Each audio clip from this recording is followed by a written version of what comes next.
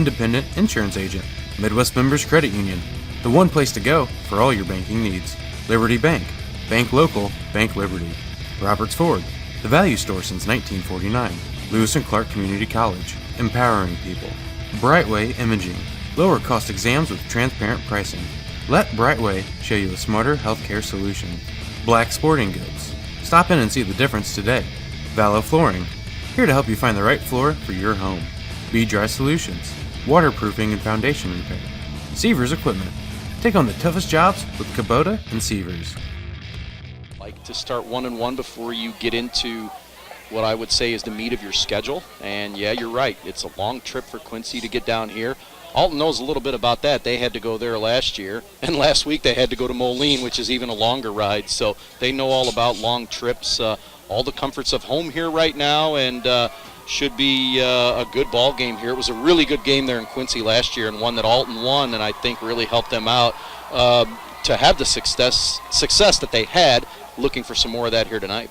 41-37 score last year, and last year too both of these teams making the playoffs. 6A for Quincy, 7A for Alton playoff action, and Alton wins the toss tonight, but they are going to kick it off. They have deferred, and they're going to play defense first, so that means number 89, the senior Jake Lombardi, is going to kick it off to Quincy. We have 12 minutes on the clock, and we're ready to go. And unlike week one, we have no rain and a beautiful night for football here, a little on the warm side. There may be some cramping issues here because it was a very warm day, and the humidity back today as the kick goes into the end zone for a touchback to start the ball game. So you're saying Renner's going to be busy down there? He could be. He could be. Andy Renner, the athletic trainer. Fifth-year head coach Eric Dickerson getting his defense ready here as Quincy gets the football to start the ball game tonight, and that means senior quarterback Lucas Reese will get things started. Teams do this a lot more now, don't they, where they start on defense first? Yeah, they like to play defense, especially at home, I think. Play some defense and maybe try to get a 3-and-out. Dante Kreider, the senior running back, will take it over the right side, and he moves it up to the 25-yard line. A gain of about 5 or 6 yards there as they give him close to the 26. Second down and 4. Redbirds on defense to start the ball game. Receivers left and right, actually trips to the right now for Quincy in the shotgun, and they're going to throw it, a wide receiver screen, and it's going to be a first down right at the marker, right at the 30-yard line on that short completion to the right. Yeah, just a little quick out and short yards. If you can pick up 6 yards a pop, especially off a first down, it's going to put you in good passing situations here, and that one gets them right to the sticks. Jack Rupert, number 23, making that catch, it looks like, and he's the wide out again. This time they're going to come to the near side, and this time down the line of scrimmage it doesn't work because quickly Damian Jones met the receiver right when he made the catch, and that's going to be a 4-yard loss on that completion to Scott Sprick. And that's what you want. I mean, this is a defense that I've always remembered here in the recent past. They're aggressive. They like to fly to the football there, and that time doing a good job of pursuit, dropping him for a loss of 4 yards. Damian Jones listed at linebacker, a junior. This time they're going to run it up the middle, and nothing doing there. The interior line making the play again, and Antonio Clanton, one of the first men there, wearing number 3, and Clanton was named Defensive Lineman of the Week for week number 1. He made 11 line tackles, 4 assists in that game at Moline. And for the Alton Quarterback Club, Alton Knights of Columbus Quarterback Club, he was named the Defensive Lineman of the Week last week. Clanton, a junior. And so now it's 3rd and long, 3rd and 15 with 10 minutes to go, first quarter. Quincy football at their own 25-yard line. Quarterback being chased. He gets by one Redbird. Now the ball is tipped and intercepted. Picked off by Samilton, number 1. He has the pick on the deflection. Cavante Samilton Dancer, the junior, with the pick for the Redbirds. How many times do you see that where the quarterback running to a strong side there and throwing the ball against the grain? Boy, you're asking for trouble when you do that, and not necessarily to his fault there, but a lot of times you get that where maybe you throw it behind your intended receiver, the ball gets tipped, and sure enough, there's a DB there to pick it off, and that's what Alton got right there, and a big return, and now you start in good field position and a good chance for this offense to put some points on the board. Samilton making that pick on the interception. That's our first turnover, and it's an early interception for the Redbirds, who now have the ball on offense, and that means third-year quarterback, senior Drew Jones, and he's in the shotgun. And he will fake the handoff and look over the middle. Now he's going to run with the football, and he's going to lean forward for a yard or two before being bottled up between the hash marks there. Right down the middle of the field. They're only going to give him one to the 34-yard line. Wait, just for a minute there almost looked like there was a crease to run in between the tackles there, but it closed pretty quickly. He tried to get through there. Nothing downfield where he can get the football down to any of his receivers, and that's just good coverage by the DBs, and I think the defensive line there did a good job of closing off too and holding him to nothing. Some good receivers for the Redbirds again, some good playmakers again this year.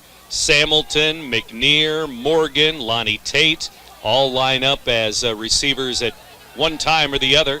Now Jones is in trouble. The blitz was on, and they sent a lot of Blue Devils into the backfield. He is sacked way back near the 50-yard line. Well, they stacked the line of scrimmage there, and boy, they brought those safeties in, and that was a full-on blitz there, and not enough bodies to pick up all those. That's one of those, if you can get a little screen pass, a little quick out, you might be able to catch them with not very many linemen downfield, but once he pulled the ball in, Jones had really nowhere to go with that football, and now you're faced with a third and very long here. So now we may see a short pass and try to make it into a long play of some sort, because it is 3rd and 23. The blitz is on again. They went for the screen, but it's incomplete. It was intended right in the middle of the field for, looked like Tim Johnson, the running back, number 5, but the pass was short, incomplete. This looks like it's going to be a very aggressive defense here, and a lot of do-or-die plays, and right now it paid off for them. Back-to-back plays where they send the house, and not much time for Jones again. He tried to unload a little screen pass there, but with the pressure coming in his face, pass was short, and Alton's going to have to punt after getting great field position after the turnover. Yeah, they had the ball at the Quincy 35-yard line, but didn't do anything with it. The big sack hurt, made it 3rd and 23. Now it's 4th and 23. The snap back and the punt. Jones avoids one Blue Devil. Now he boots it away, and it's kicked out of bounds on the far side down near the 22-yard line, and that's where Quincy will have the football once again, back near their 20, 1st and 10. Blue Devils have the football for the second time 4 minutes into the game. Well, that's tough. You go 3 and out after starting with the ball in great field position there, and not giving yourself a chance to get some points off of turnovers. Those come back to be very, very key in a football game, especially if this is one that's tight into the 4th quarter and down the stretch. You'd like to cash in on those opportunities, and look, this Alton defense is going to look to try to make a play again. Here's a screen, and it's caught. 3 receivers here to the near side, and once again they throw it down the line of scrimmage basically, and Sprick, number 2, going to make that catch out near the 30, and he dives to the 31-yard line, a gain of about 8 on that quick pass. Sort of a gimmicky play there because they had 2 receivers in that area. You got to make sure you're on the same page there and get good yards on 1st down. Now they'll try to run the football, and they're going to lose a yard back to the 30-yard line as that interior defense makes the play again for the Redbirds, as there was nothing there for Kreider, number 5 again, senior running back for the Blue Devils. Yeah, that tried to go through the middle of the field there between the hash marks, and Alton was there to close things off and set up a 3rd and short here. Kyle Hughes, one of the men right there in the middle. Now the pass is broken up there on a quick pass to the left again. Broken up by Damian Jones again. Number 9 makes another good defensive play. Yeah, they tried to run a little slant play there, a little quick hitter there, and it's a nice, very nice play by Jones to be able to break up that pass, and a couple of good defensive plays here for the Redbirds. They get 8 on first down, and now it's 4th and short. Looks like they're going to go for it. I'm surprised. Yeah, at their own 30-yard line. Trying to draw the Redbirds off sides maybe, as receivers are to the left and right for head coach Rick Little and Quincy. 4th down and 2.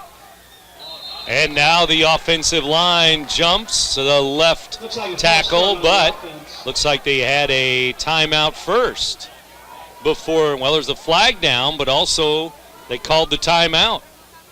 It looks like they're going to talk about this. I think they are going to give them they're going to give them the timeout. Timeout Quincy on 4th and 2 at their own 30-yard line. Early in the ball game, no score at Public School Stadium. You're listening to Big Z Radio Sports. This is Scotty for B-Drive with a couple of tips on Monarch egress windows from B-Drive. When finishing a basement, building codes often require an egress window for safety reasons. Egress windows from B-Drive offer peace of mind and provide safe, easy exit and entrance for family and first responders in case of emergency. Egress windows from B-Drive also add natural sunlight to your basement and value to your home. To learn more about egress windows from B-Drive, visit them online at bdrivesolutions.com.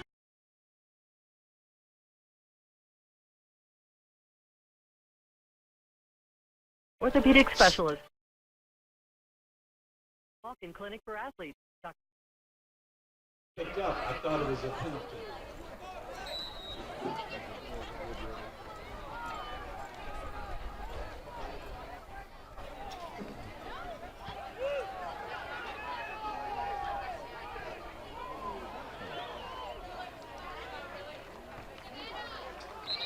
On the punt, the Redbirds will take over on their own 20-yard line. Second possession, 1st and 10. Walton. Get a good roll. Nobody back for the Redbirds to return that. So it's going to roll all the way back to the 21-yard line. Alton ball for the second time in the game. A little surprising they didn't have somebody deep back on that one to return the kick. I didn't really see the entire sequence there if they were bringing the house, maybe to try to get a punt block, but a good roll, like you said, for the Quincy punter there, and they've shifted the field position now where Alton's going to have to go 80 yards here to try to score. And we're just under 7 minutes to go, first quarter, no score, Redbirds and Blue Devils. Here's a bobble by Jones as he was trying to hand the ball to Johnson. Tim Johnson back to the line of scrimmage, no gain for the junior running back there on a little bit of a mishandle between quarterback and running back. Well, I'll tell you what, I think Johnson did a nice job there of getting that, because they tried to do that little delayed handoff there, and the connection wasn't quite there. And once the ball got to the ground, that was very dangerous and very alert for Johnson to get on top of that ball and to at least save the down where you're not losing any yards there. They're ready to go again. Second down. Quick handoff to Johnson again. He breaks a tackle at the line of scrimmage, but then he is brought down by a couple of Blue Devils after a gain of 5 out to the 26-yard line. Third down and 5. You know, he looked like he had a little bit of a step there, Johnson did, but then he kind of did a little stutter step where he came back and almost allowed the defensive players there to kind of get in position to be able to bring him down, but still good yardage and gives you a manageable third down here to try to pick up something and keep the chains moving. No points in the first quarter. We've had one turnover. Redbirds had an interception early in the game. Did not do nothing with that. Didn't do anything with that good field position, though.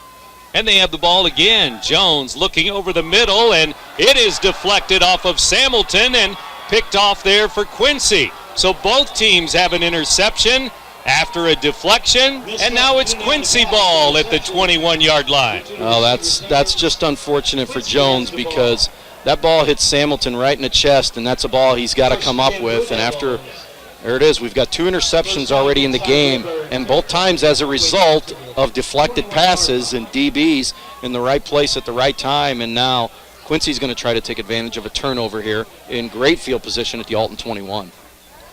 And the ironic thing was Samilton had the pick, and this time Samilton tips it to a Quincy defender for their interception. So now we've had 2 picks in the game, 1 for each team, and we're halfway through the first quarter. Now the Blue Devils have a chance to score. Reese is rolling left. He gets rid of it, throws it to Sprick again, and he is bottled up there. A couple of Redbirds there right away, including Johnson, number 5.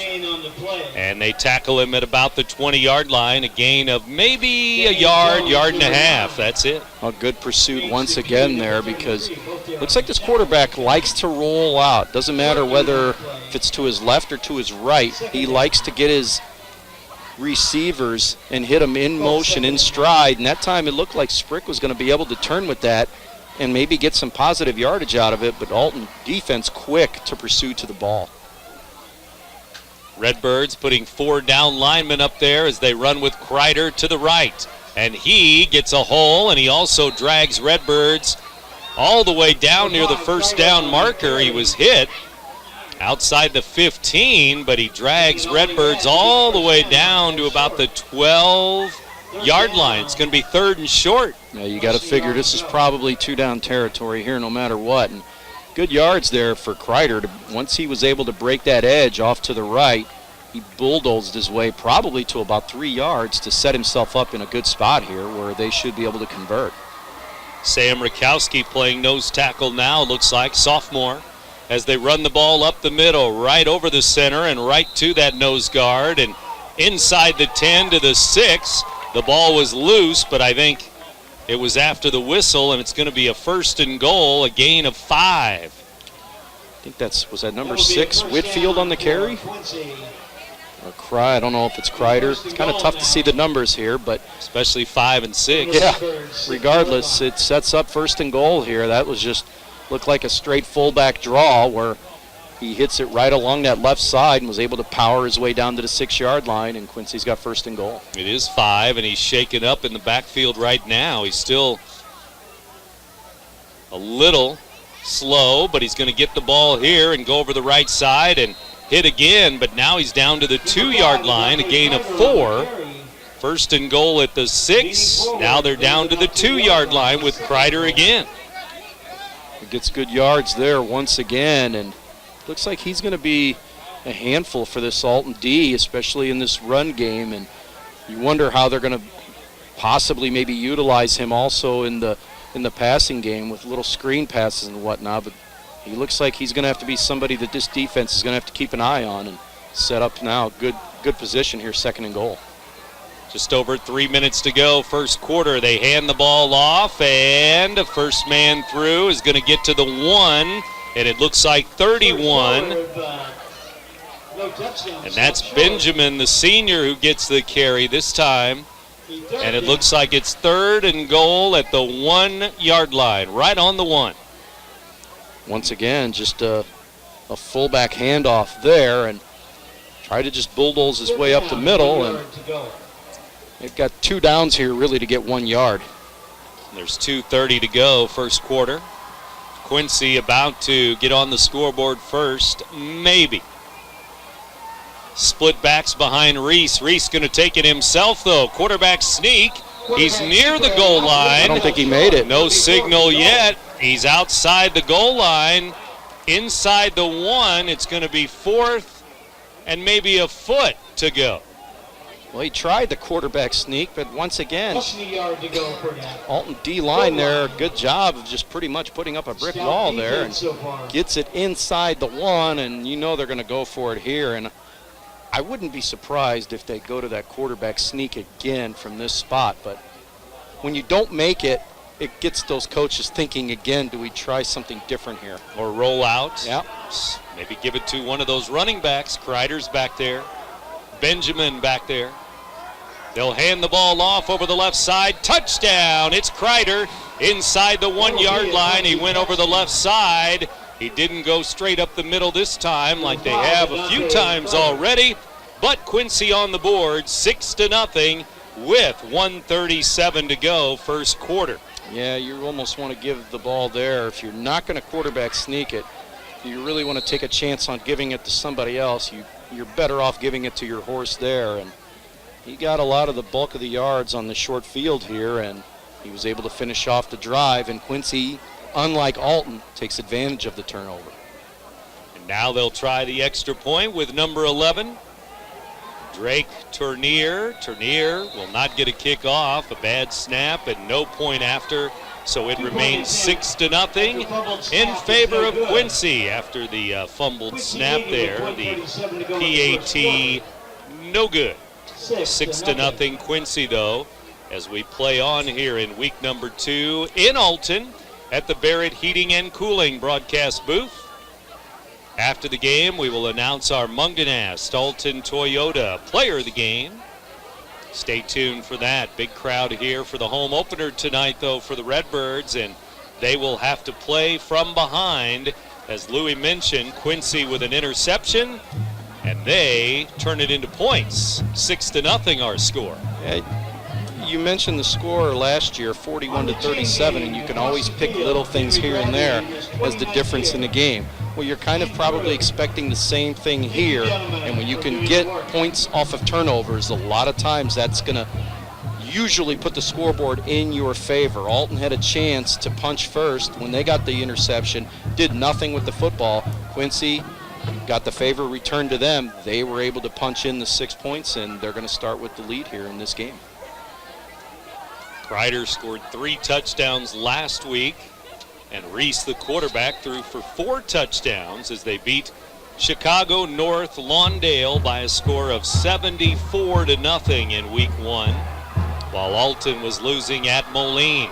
Here's a kick return up the middle. Sambleton to the 50, the 40, he's gone, the 20, 10, 5, touchdown, a kick return for 6 as he takes it to the house. Sambleton for 6. Is there a flag over on the other side of the 50? Does that look like a flag over there? Right in front of the Quincy bench. Yep. I see a flag. And I didn't say anything because I was looking around for flags on the field, but, well, they picked it up.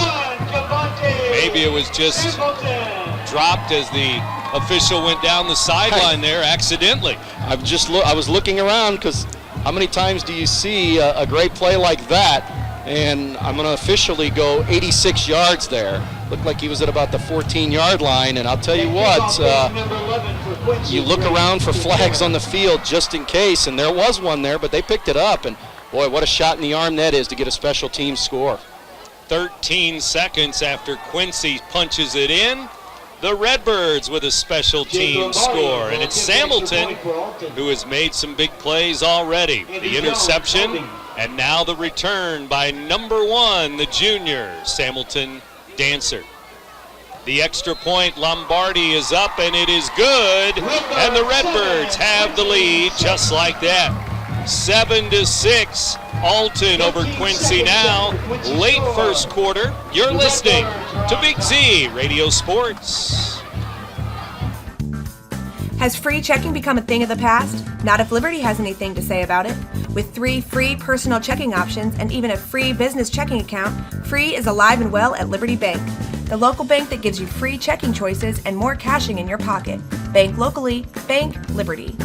For more information, visit www.bankliberty.com.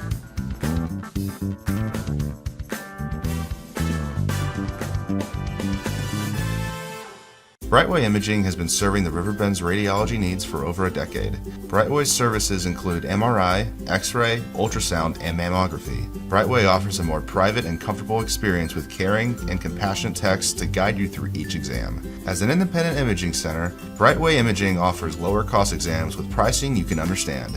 Prompt service, convenient parking, knowledgeable staff, let Brightway show why they are a smarter healthcare solution. Visit us at brightwayimaging.com. Are extremely important, but do not tell them. Alton with the lead now, 7-6. Quincy scores 13 seconds later on the kick return after the TD. It is Sambleton on the kick return for a touchdown and the extra point. The difference as the Redbirds take the lead over the Blue Devils, 7-6. hit that gear in, boy, he got out to that left side, and once he hit that hole, he was gone. Here's a kick near the goal line by Lombardi, out to the 15, the 20, just over the 20-yard line for the return man, and the Redbirds bottle him up, smother him down to the ground here at Public Schools Stadium, the Barrett Heating and Cooling broadcast booth, as we play late in the first quarter with Louis Korak. Brent Berkland with you. 1:17 to go, first period. Well, that certainly makes up for not taking advantage of the interception that Alton had, but they've had a couple of big plays in this game. An interception for the defense, one go against them where you give up a touchdown, but boy, when you can counter and answer right back with a kickoff return, puts you back on level ground, and actually the extra points difference in the game right now. Each team with a touchdown, and now it's Reese rolling to his left, rolling still. Near out of bounds, he throws it to midfield and overthrows the intended receiver, Clay Hansen, just barely, as he had a step after the scramble there, backfield. I'll tell you what, I saw Aaron Rodgers do that last night, try to throw a ball against the grain, and didn't nearly throw it as good as that kid did right there. It was a good throw near midfield. Little too far for Hansen, though. It's second down. Made that a lot closer than I thought it was going to be, because he really had nothing there. Once again, just good pursuit to the football by the Alton DBs there to be able to get there and disrupt the flow and really force him. You want to force him to throw against the grain, and I'd take that any time. He almost made a good play out of it. And the blitz is on again. Reese in trouble again. He's going to get hit.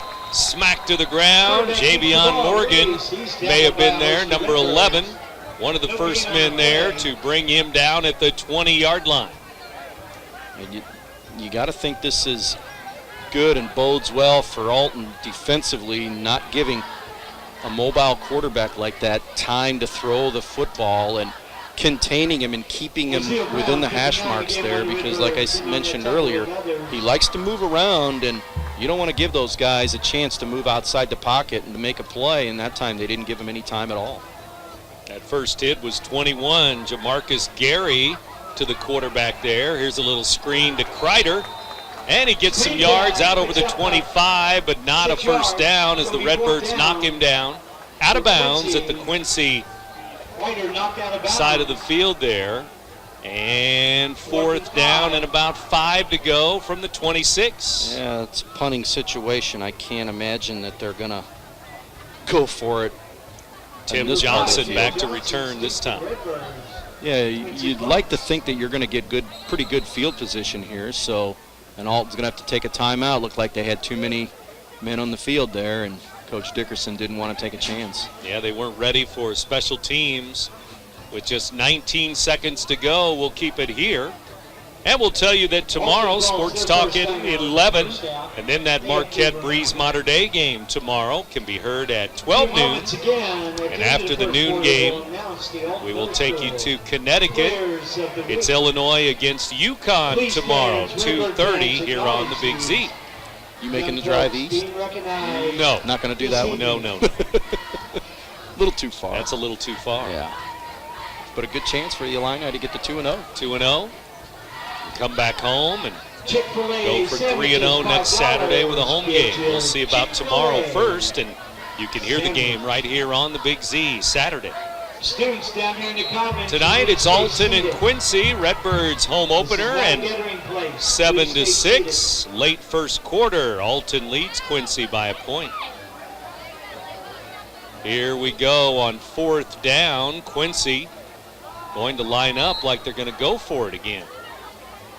Maybe a pooch punt. As now it will be kicked away. Reese at his own 20-yard line kicks it to the 40 of Alton. Tim Johnson coming up the sideline and over the 45 to the 47-yard line. Boy, that's a good play there. At the number of the D of Jack Rupert, boy, he makes a nice tackle from behind there. But because I'll tell you what, if Johnson's able to escape that one, he might have some room down this right sideline, and we might be talking about another touchdown right now. Talk about the offensive line for the Redbirds as we go along. Bobby Smith, Jamie Copeland, Tristan Underwood, Kyle Hughes. A couple of 3-year starters on that offensive line. The center, Jamie Copeland, 6'2", 310 pounds. And he will send it to Jones. Jones will send it to Morgan. And he passes it to the left, and it's going to lose a couple yards on that wide receiver screen to Javion Morgan. Yeah, nothing doing there. So far, not much from this Alton offense in this game right now. Amazingly, we're talking about a lead after the first quarter, though. Yeah, thanks to special teams. And that's the end of the first quarter. Redbirds with the lead, 7-6 over Quincy. Second quarter in a moment from the stadium. You're listening to Big Z Radio Sports. Sporting Goods has been a fixture in the Riverbend since 1955, offering the highest quality sporting goods from brands like Adidas, Rawlings, Wilson, Mizuno, Marucci, and Asics. We're a custom team outfitter, providing uniforms and accessories to programs ranging from colleges to park and rec teams.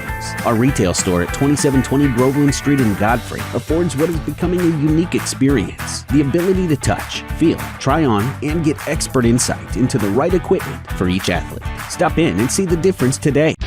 Vallow Flooring in Edwardsville, Illinois has been serving our greater Metro East communities for over 55 years. Whether you're looking for the latest styles in carpet, vinyl tile, hardwood, or ceramic tile, Vallow can help you find the right floor for your home with every budget in mind. Quality products, 5-star service, and guaranteed installation makes Vallow your #1 choice. Check out our design center and flooring outlet to talk with our experienced staff today so you can live better tomorrow.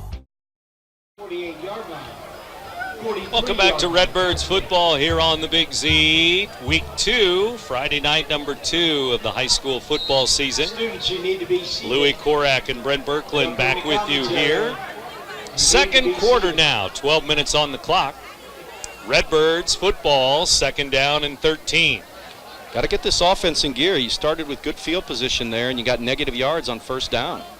They fake the handoff to Johnson. Jones in trouble. He buys himself some time, and he throws it up in the air, and it is nearly picked off and then nearly caught as Samilton tried to wrestle it away from the defender on the interception, and then the ball falls to the turf. Samilton literally turned into the defensive back on that play. Yep. Because there was no chance whatsoever that he was going to be able to come up with that. And he almost did, amazingly enough. He's got to retrieve, get back to the DB that literally has an interception sitting in his chest.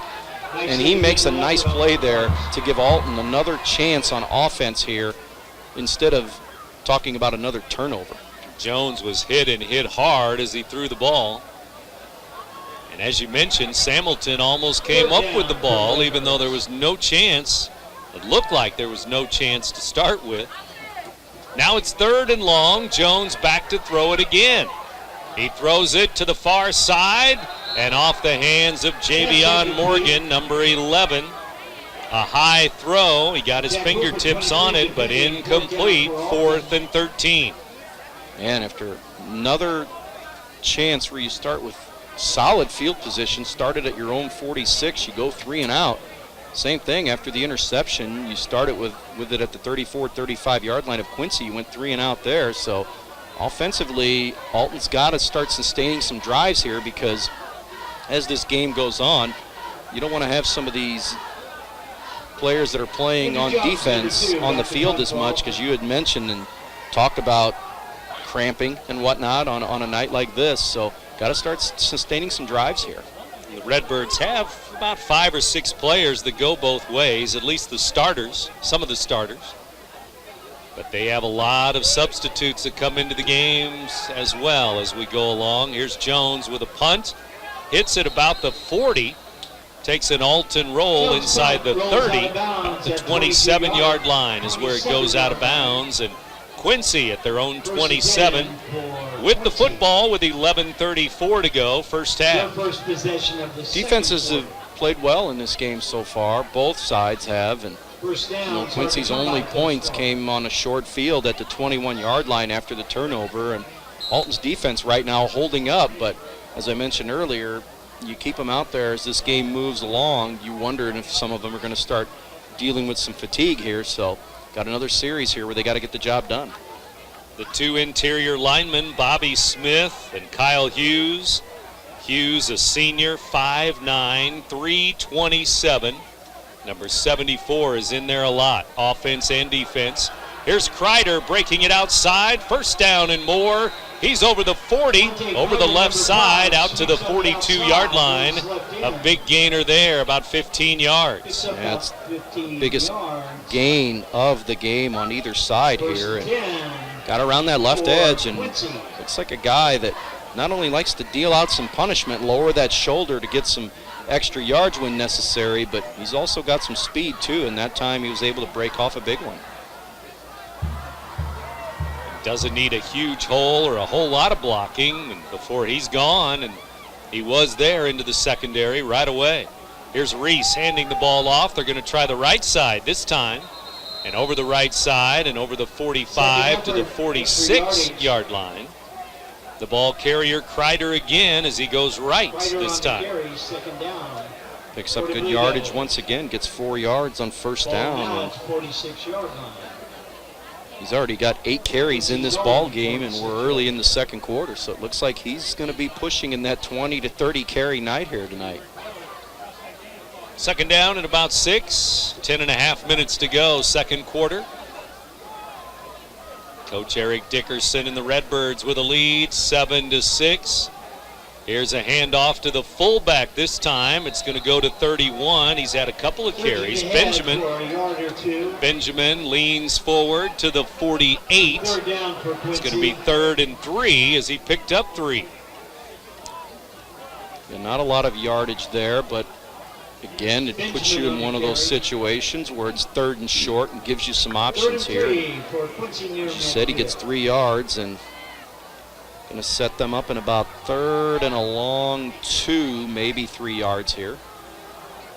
So we'll see what happens on 3rd down near midfield, their own 48-yard line. Reese up under center now this time around.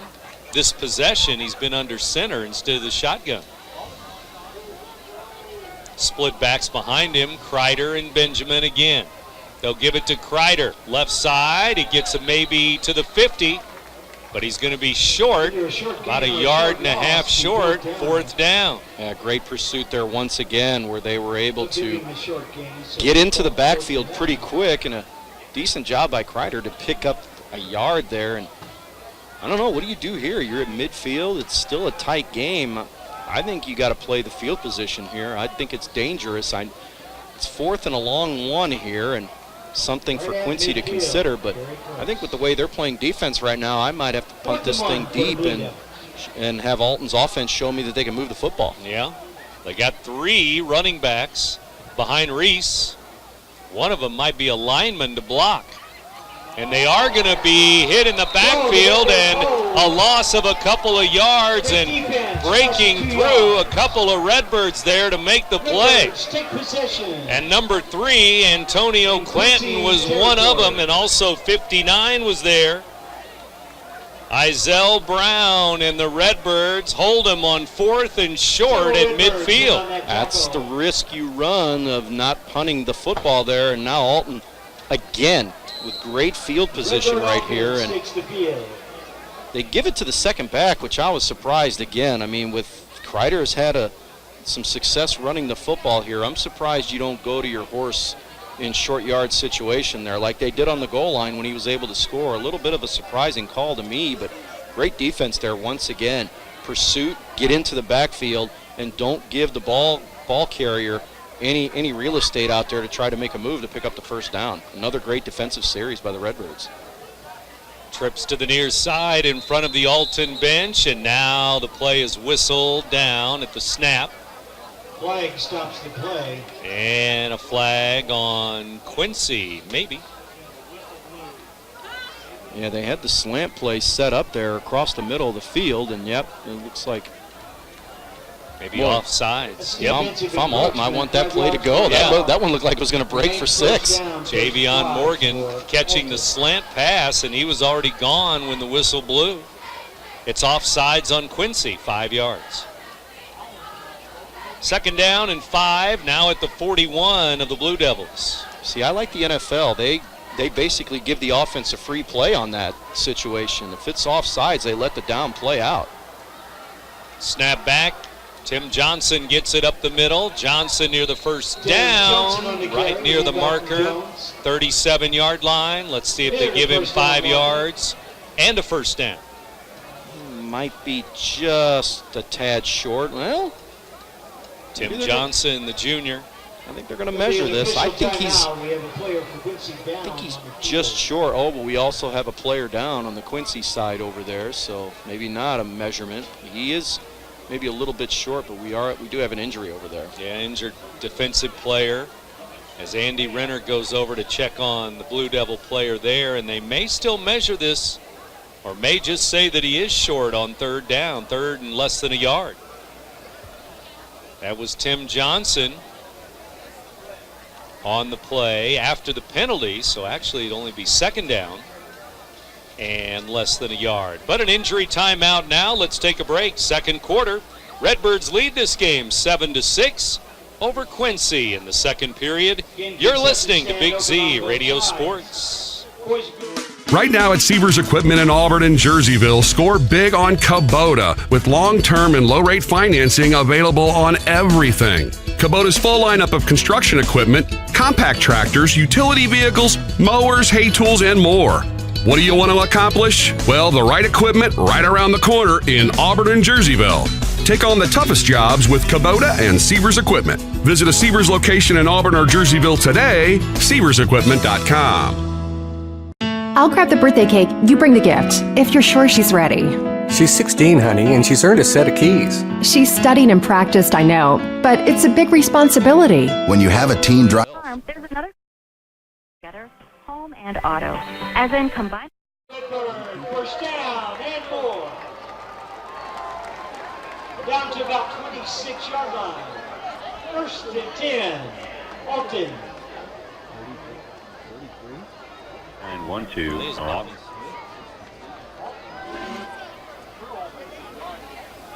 $8:15 to go, and out of the injury timeout, the Redbirds get a first down with a carry up the middle. Now they're going to carry it up the middle again and lean forward again inside the 25 to the 23 as they unpilot. And the Redbirds, the last couple of plays, using an offensive lineman in the backfield. Now we have a Redbird down with an injury right in the middle of that scrum there. I can't see who's who anymore. No, and they're trying to help the injured player up already before Andy Renner even gets out there. Looks like it's going to be 62, and that would be Bobby Smith. He carried it. Did he carry that one too? I think he carried them both, and I know he had a touchdown last week against Moline. Bobby Smith, number 62, walking off. Running the football, so hey, Bobby Smith. You don't see too many 62s in the backfield, do you? 5'8", 245. Bobby Smith comes off. Maybe a hand injury there. Maybe got stepped on. Yards, 2nd and 7 for the Redbirds. As they check him out on the sideline. 7:53 to go, first half, and the Redbirds driving here. Second down and 7, 23-yard line of Quincy. And now penalty flag flies. And illegal procedure on the Redbirds. Remains second down. Talton's first penalty. It's been a, I'm going to jinx this by saying this, relatively penalty-free game. Clean game so far. Now we're in trouble. We're in trouble now. We'll be getting out of here at 10 o'clock. Second quarter. 7:45 to go as the Redbirds now are at second down and 12 after the 5-yard penalty.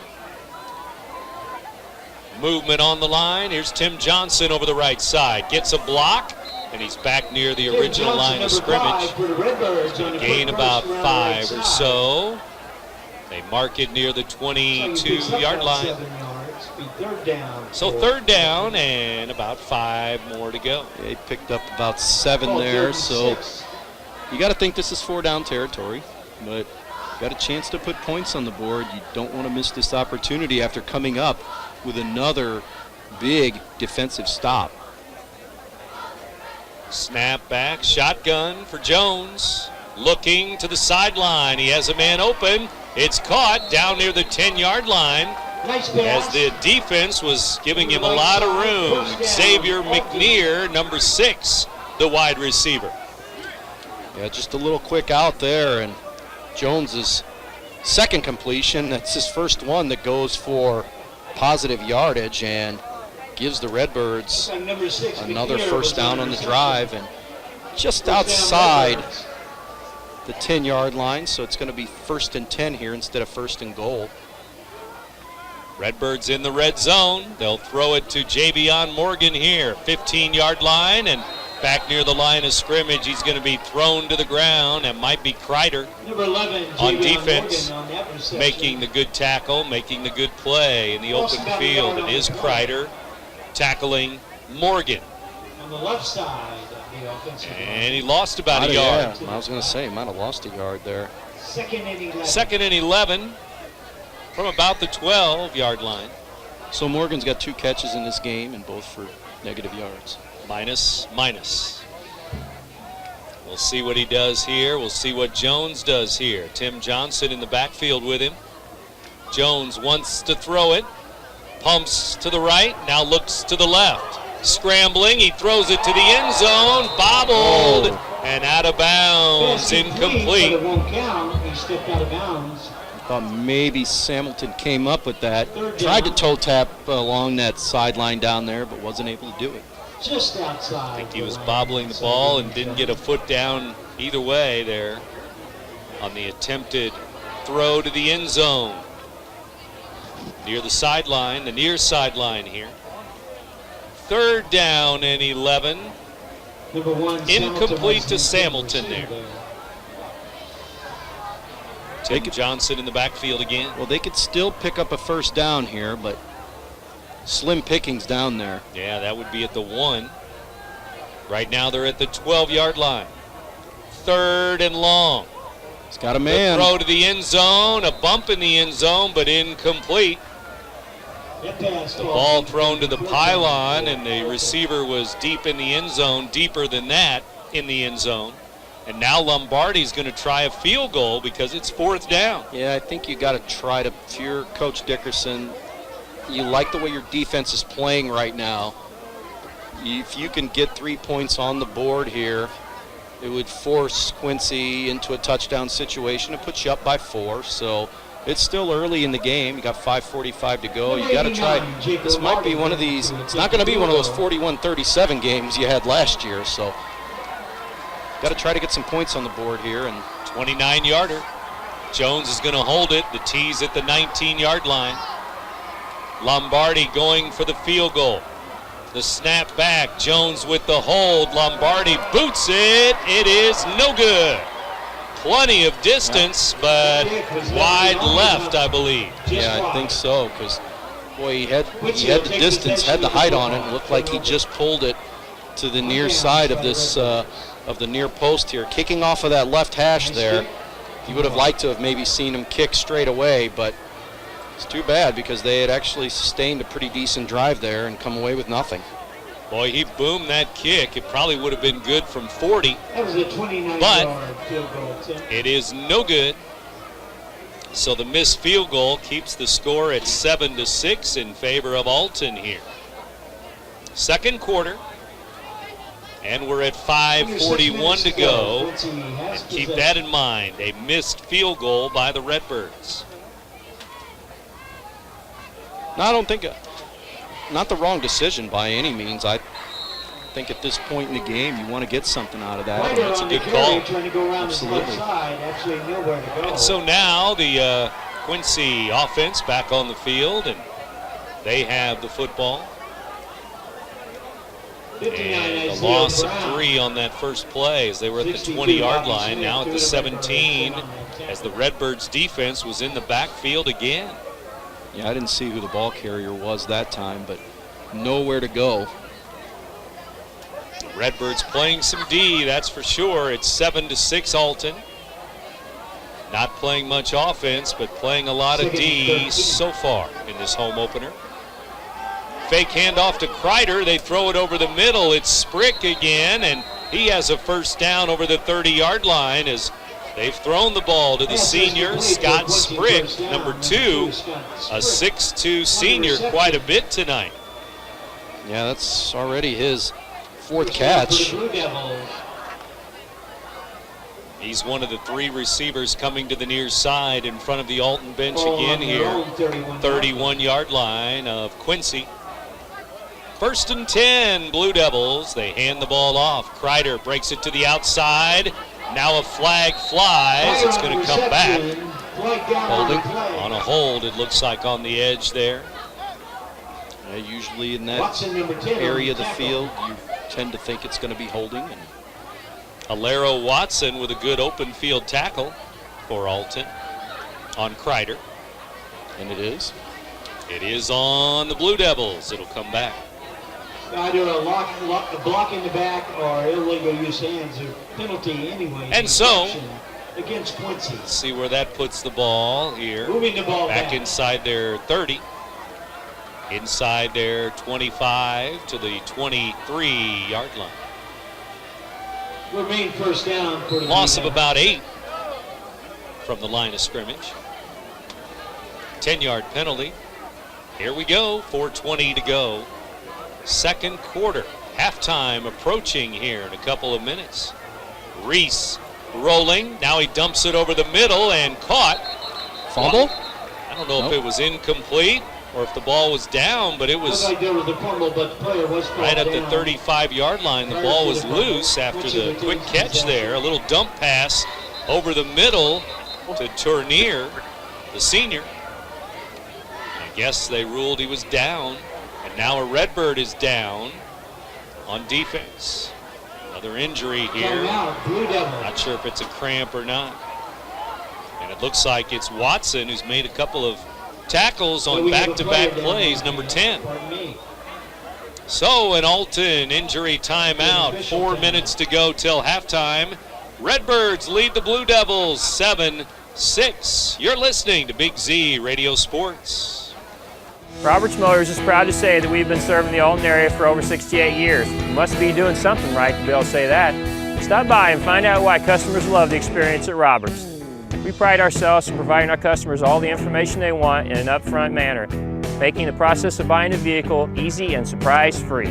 High pressure, hidden fees, surprises, not allowed here. Stop by today and let us show you how buying a car is supposed to be. Roberts, the value store since 1949. Once I got here to Lewis and Clark, I felt connected to this place. It is about intellectual curiosity and people who want to work with faculty mentors and delve into these areas they're interested in. And it gives the chance for students to develop a more full version of themselves. Lewis and Clark for me is going to be the place that I found myself.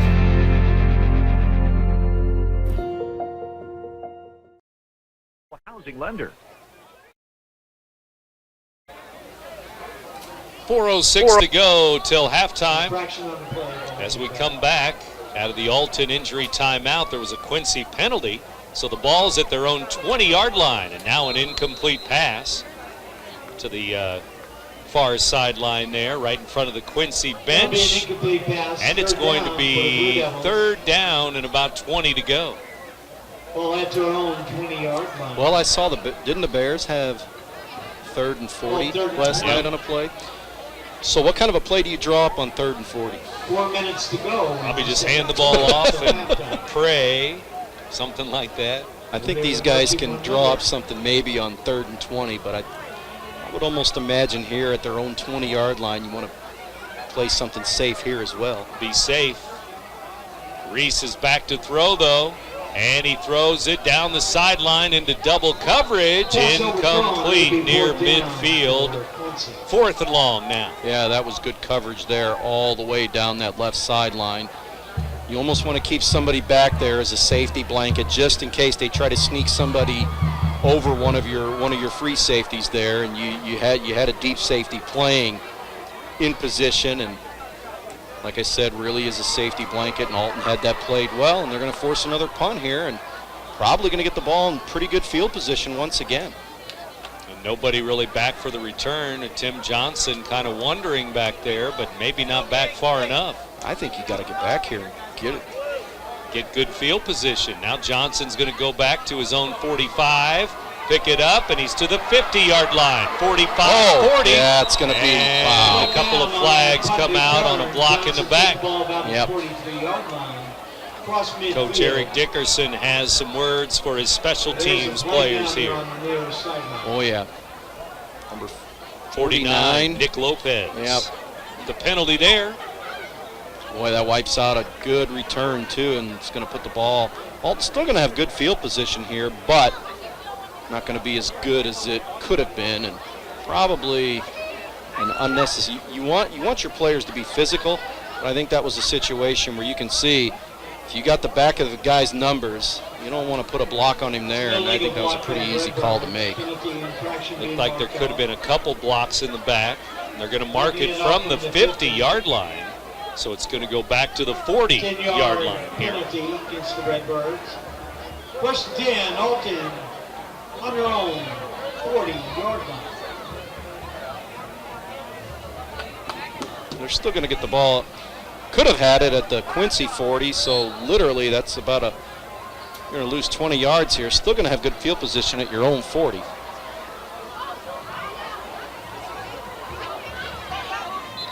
And so now the Redbirds at their own 40, and there's going to be a penalty to see if the defense is offsides here or if it's on the Redbirds. Movement again on that offensive line. Alton back to their own 35-yard line, so they're hurting themselves here, and there's time for them to score before halftime.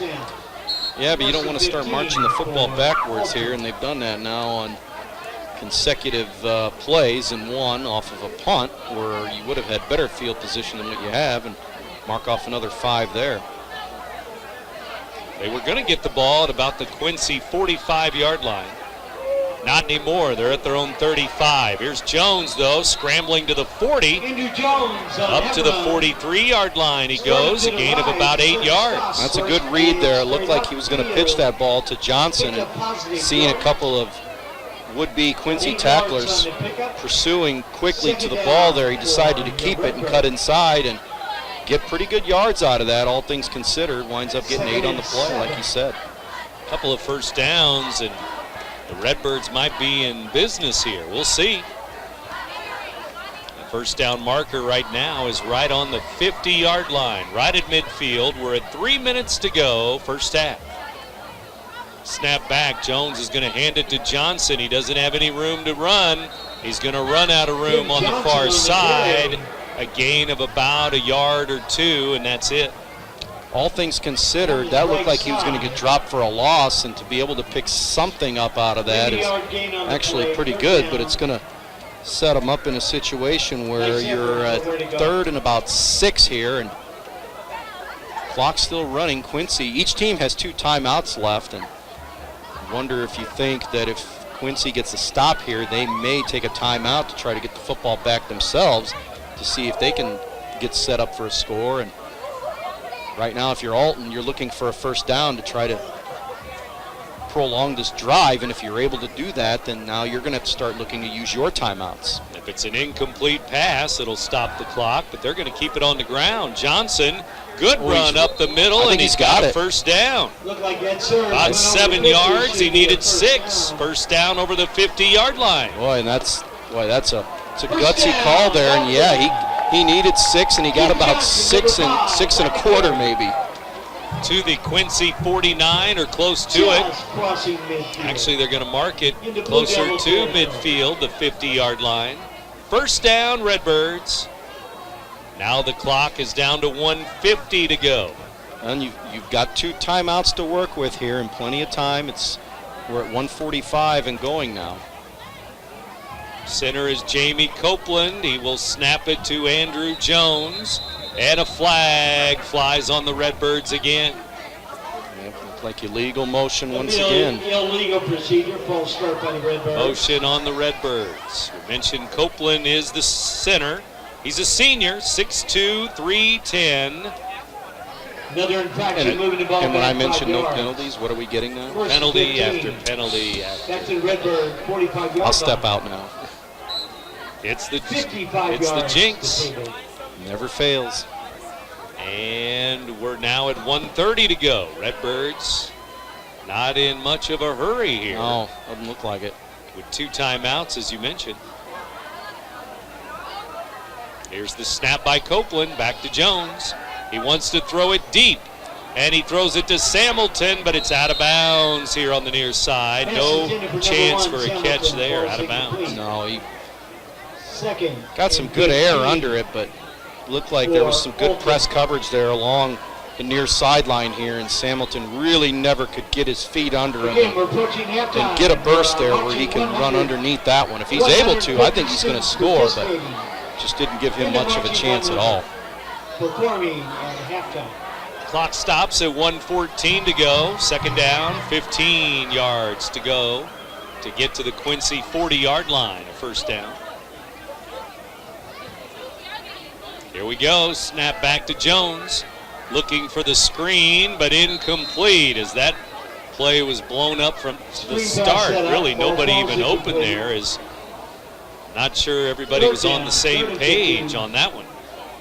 Fourth down. About a minute to go on the second quarter. No, third and 15. Yeah, and it stops the clock once again, so Quincy, now if you get a stop here, you're definitely going to look to use a timeout yourself and hopefully get the football back here. And you'd like to think that they're going to, and I think Alton right now, you want to keep this clock running at this point and force Quincy to use timeouts. And they'll throw it about a 10-yard pass completion there. Javion Morgan, number 11 on the Javion reception. Morgan, number 11, to the 46-yard line. 4th and 6. Timeout Alton. Now they signal timeout Quincy. Timeout Quincy. They pointed both ways. I think it's the defense with a timeout here, but near midfield. Not sure it's going to matter much now as the ball is at the 46, so if the Redbirds punt it, it'll be back inside the 20, probably. Well, by picking up one first down on that drive, which was key, it wound up running down 2 minutes off the clock. So when and if Quincy gets the ball back here, you're not going to have much time. If you're Alton, what's important here is just get a good punt off, get this thing inside the 20-yard line, and really give them something to think about whether they want to try to go the length of the field to get some points here. And it's going to put them with 40 some odd seconds left, and I don't know if that's going to be enough time to really sustain a drive and get a drive going here. So you have to think that Quincy, well, they are going to drop somebody back. I thought maybe they might bring everybody forward here, see if they can set up a punt block, and they are. They're going to just let the Redbirds punt it away and see where the ball, where it takes them here with their possession coming up, or the Redbirds could go for it, and they are. Jones is going to roll to the left. He throws it to the sideline. It is caught near the 20-yard line. Getting behind all the defenders there was Lonnie Tate, number 12. How about that? What a gutsy call there. On a rollout right at the sideline, Lonnie Tate found an opening, and he made the grab at the 20-yard line. Nice rollout there by Jones to be able to, they pick up 26 yards on the play, and boy, that's a really gutsy call there. And I think you're in a part of the field where maybe Eric Dickerson thought he could take a chance, and it paid off. 44 seconds to go till halftime. Jones back, he throws it over the middle. Deflected there, 2 defenders there. It's incomplete to Samilton. Dangerous pass there. Like the Quincy DB, I believe it was number 27, J.C. Lackey. Boy, he got his hand on the ball and almost came up with an interception there. Yeah, 2 defenders there. They may have both gotten a hand on the ball. 40 seconds to go, 41 seconds left till halftime. Timeout. Redbirds will keep it here at the Barrett Heating and Cooling broadcast booth here tonight. Louis Korak and Brent Berkland with you, and our score 7-6. Here in the second quarter, we've had no scoring.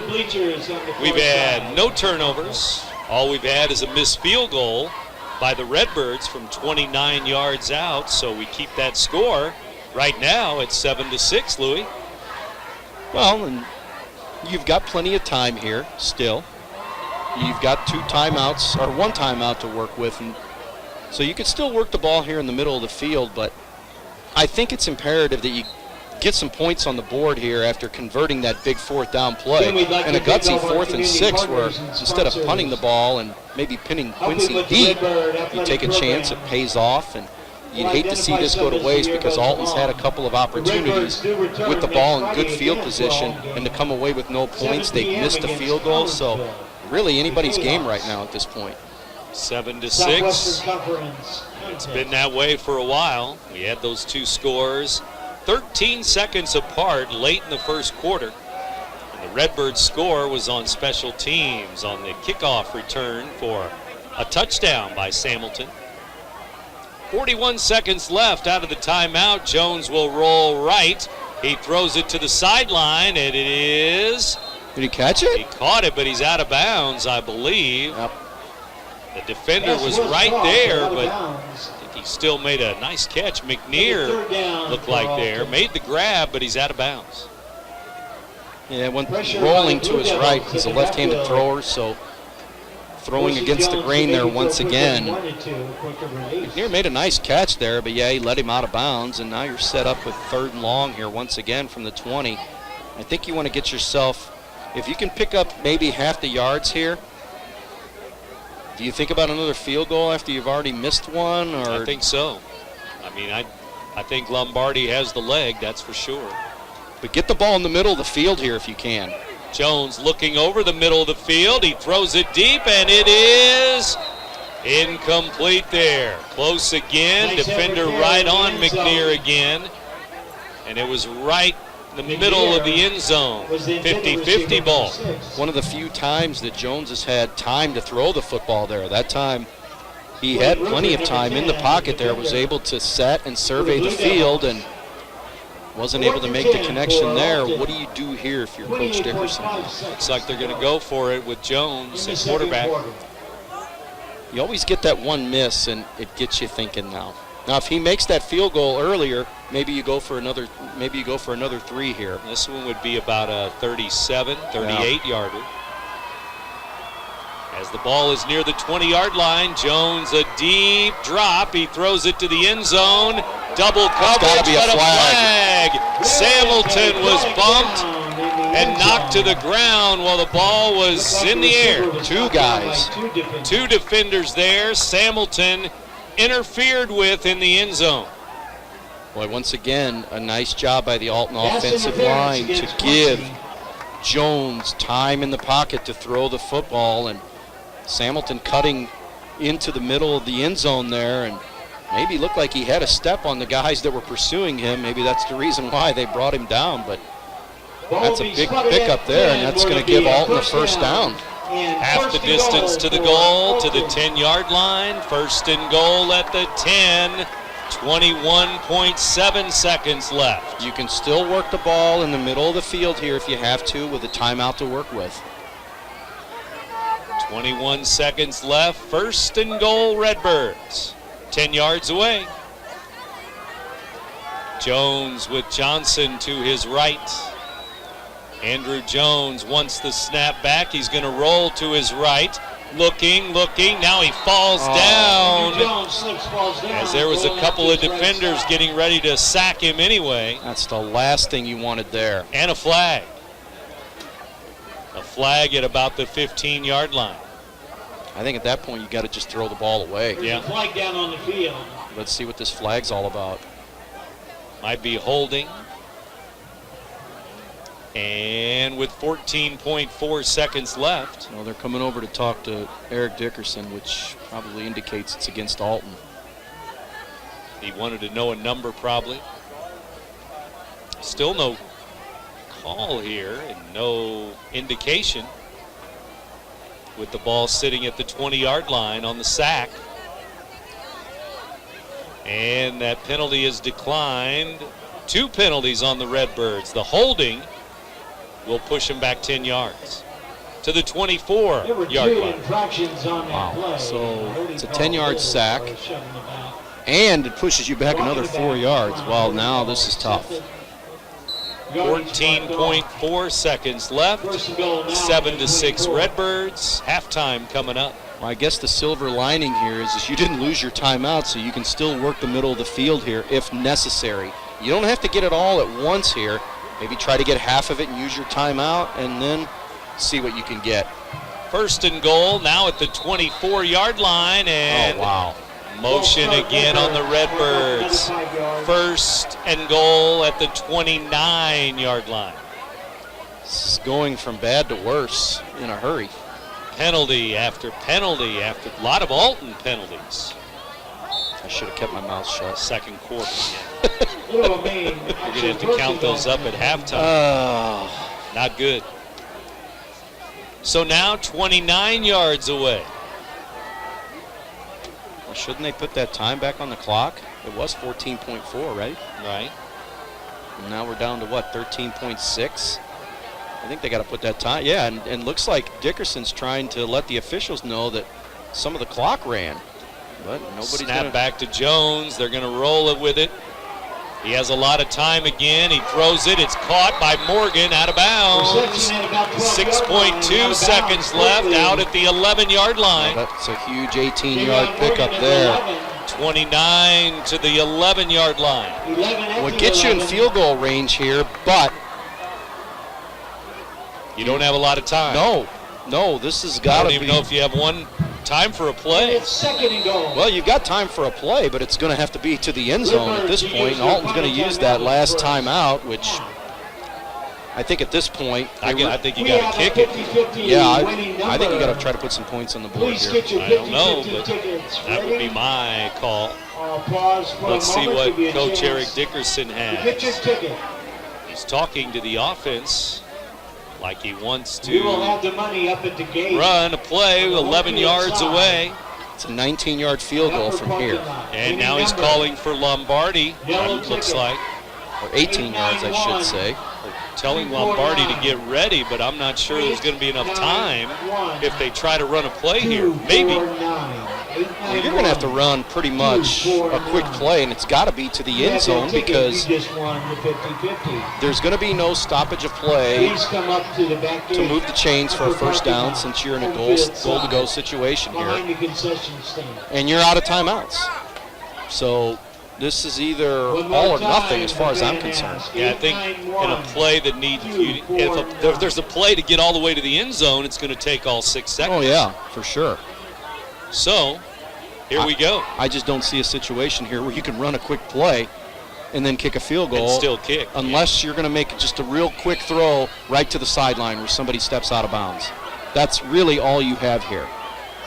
It would be another 29-yard field goal, and that's where he missed from, 29 yards away, earlier in this quarter. Jones ready for the snap here. Snap back. They throw the slant. It is picked off by Quincy. Picked off, and number 34 will be hit at the 20-yard line, and the Redbirds come up empty again. Trey Humphrey, number 34, with the pick on the slant. And that's the risk that you run. So they were going all for nothing there, and once again to come away with nothing and to go to halftime here with only a 7-6 lead. I think if you're Quincy, you got to be feeling good about the position that you're in, and if you're Alton, you got to feel good about the way your defense is playing, but they've left some points on the board here in the first half as far as I'm concerned. Anybody's game, obviously, at 7-6, and that's where we are at halftime, 7-6. We're back with a quick halftime break in a moment. You're listening to Big Z Radio Sports. RiverBender.com's coverage of today's event is brought to you by Macias Insurance Agency, your local independent insurance agent. Midwest Members Credit Union, the one place to go for all your banking needs. Liberty Bank, bank local, bank Liberty. Roberts Ford, the value store since 1949. Lewis and Clark Community College, empowering people. Brightway Imaging, lower cost exams with transparent pricing. Let Brightway show you a smarter healthcare solution. Black Sporting Goods, stop in and see the difference today. Vallow Flooring, here to help you find the right floor for your home. Be-Dry Solutions, waterproofing and foundation repair. Seavers Equipment, take on the toughest jobs with Kubota and Seavers. The experience from the time they walk in the door, from the time they sit in front of a financial service officer, we want their experience to be one that they will remember, one that they will leave and tell their friends about, but one that is hassle-free. We have their best needs at heart, that we deliver on what we say we're going to do. And let them know that we're there and that we care outside of your money, we care about your family. Scotty here for Be Wet Solutions in Highland, Illinois. Be Wet Solutions is your source for quality above-ground pools from Doughboy, hot tubs from Marquee, and Big Green Egg grills and smokers. And remember, Be Wet Solutions is family-owned and operated by the same great folks that own and operate Be-Dry Waterproofing Solutions. Visit their showroom located at Highway 143 and I-70 just west of Highland. Be Wet Solutions, committed to quality products and customer service. BeWetSolutions.com. Has free checking become a thing of the past? Not if Liberty has anything to say about it. With 3 free personal checking options and even a free business checking account, free is alive and well at Liberty Bank, the local bank that gives you free checking choices and more cashing in your pocket. Bank locally, bank Liberty. For more information, visit www.bankliberty.com.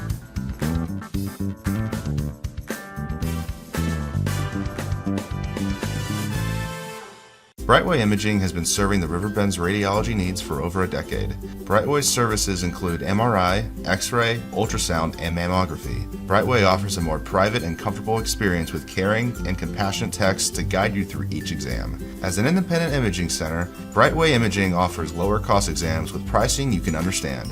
Prompt service, convenient parking, knowledgeable staff, let Brightway show why they are a smarter healthcare solution. Visit us at brightwayimaging.com. Black Sporting Goods has been a fixture in the Riverbend since 1955, offering the highest quality sporting goods from brands like Adidas, Rawlings, Wilson, Mizuno, Marucci, and Asics. We're a custom team outfitter, providing uniforms and accessories to programs ranging from colleges to park and rec teams. Our retail store at 2720 Groveland Street in Godfrey affords what is becoming a unique experience: the ability to touch, feel, try on, and get expert insight into the right equipment for each athlete. Stop in and see the difference today. Vallow Flooring in Edwardsville, Illinois has been serving our greater Metro East communities for over 55 years. Whether you're looking for the latest styles in carpet, vinyl tile, hardwood, or ceramic tile, Vallow can help you find the right floor for your home with every budget in mind. Quality products, 5-star service, and guaranteed installation makes Vallow your #1 choice. Check out our design center and flooring outlet to talk with our experienced staff today so you can live better tomorrow. Right now at Seavers Equipment in Auburn and Jerseyville, score big on Kubota with long-term and low-rate financing available on everything. Kubota's full lineup of construction equipment, compact tractors, utility vehicles, mowers, hay tools, and more. What do you want to accomplish? Well, the right equipment right around the corner in Auburn and Jerseyville. Take on the toughest jobs with Kubota and Seavers Equipment. Visit a Seavers location in Auburn or Jerseyville today, SeaversEquipment.com.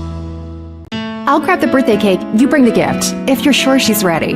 She's 16, honey, and she's earned a set of keys. She's studied and practiced, I know, but it's a big responsibility. When you have a teen driver, it's good to know that Madison Mutual has the insurance coverage you need. She's ready, and so are we. I talked to our Madison Mutual agent. Call Barry Macias, your local independent insurance agent, at 467-2874. The more life changes, the more you need Madison Mutual. Roberts Motors is proud to say that we've been serving the Alton area for over 68 years. You must be doing something right to be able to say that. Stop by and find out why customers love the experience at Roberts. We pride ourselves in providing our customers all the information they want in an upfront manner. making the process of buying a vehicle easy and surprise-free. High pressure, hidden fees, surprises not allowed here. Stop by today and let us show you how buying a car is supposed to be. Roberts, the value store since 1949. Once I got here to Lewis and Clark, I felt connected to this place.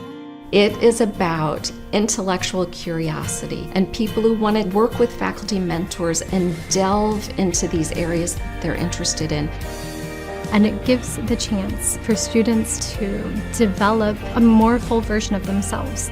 Lewis and Clark for me is going to be the place that I found myself.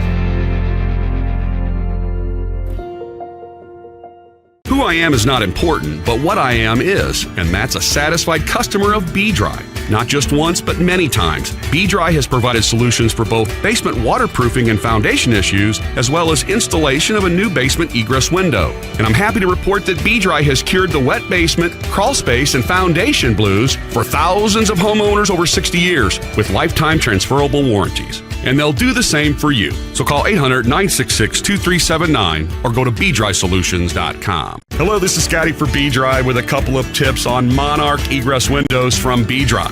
When finishing a basement, building codes often require an egress window for safety reasons. Egress windows from B-Dry offer peace of mind and provide safe, easy exit and entrance for family and first responders in case of emergency. Egress windows from B-Dry also add natural sunlight to your basement and value to your home.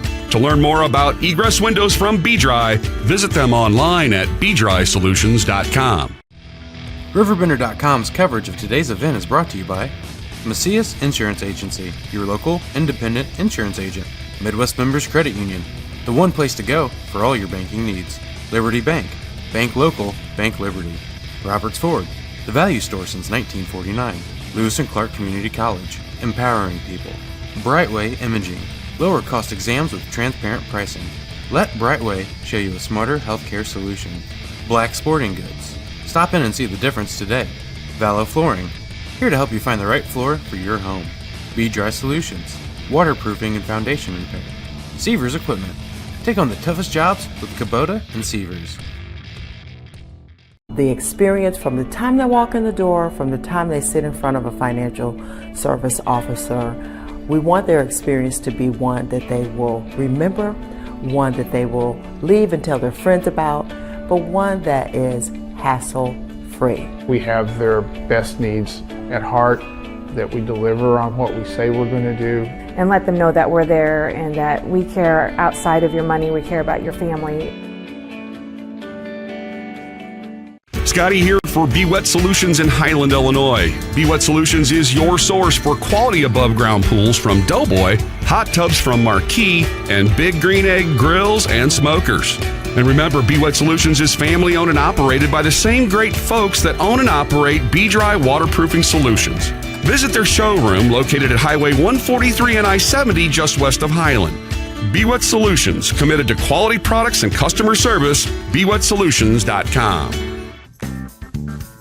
Has free checking become a thing of the past? Not if Liberty has anything to say about it.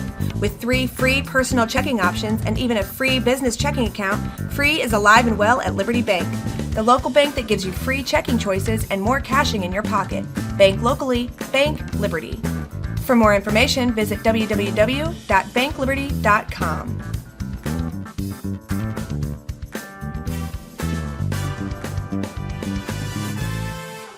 Brightway Imaging has been serving the Riverbend's radiology needs for over a decade. Brightway's services include MRI, X-ray, ultrasound, and mammography. Brightway offers a more private and comfortable experience with caring and compassionate techs to guide you through each exam. As an independent imaging center, Brightway Imaging offers lower cost exams with pricing you can understand. Prompt service, convenient parking, knowledgeable staff, let Brightway show why they are a smarter healthcare solution. Visit us at brightwayimaging.com.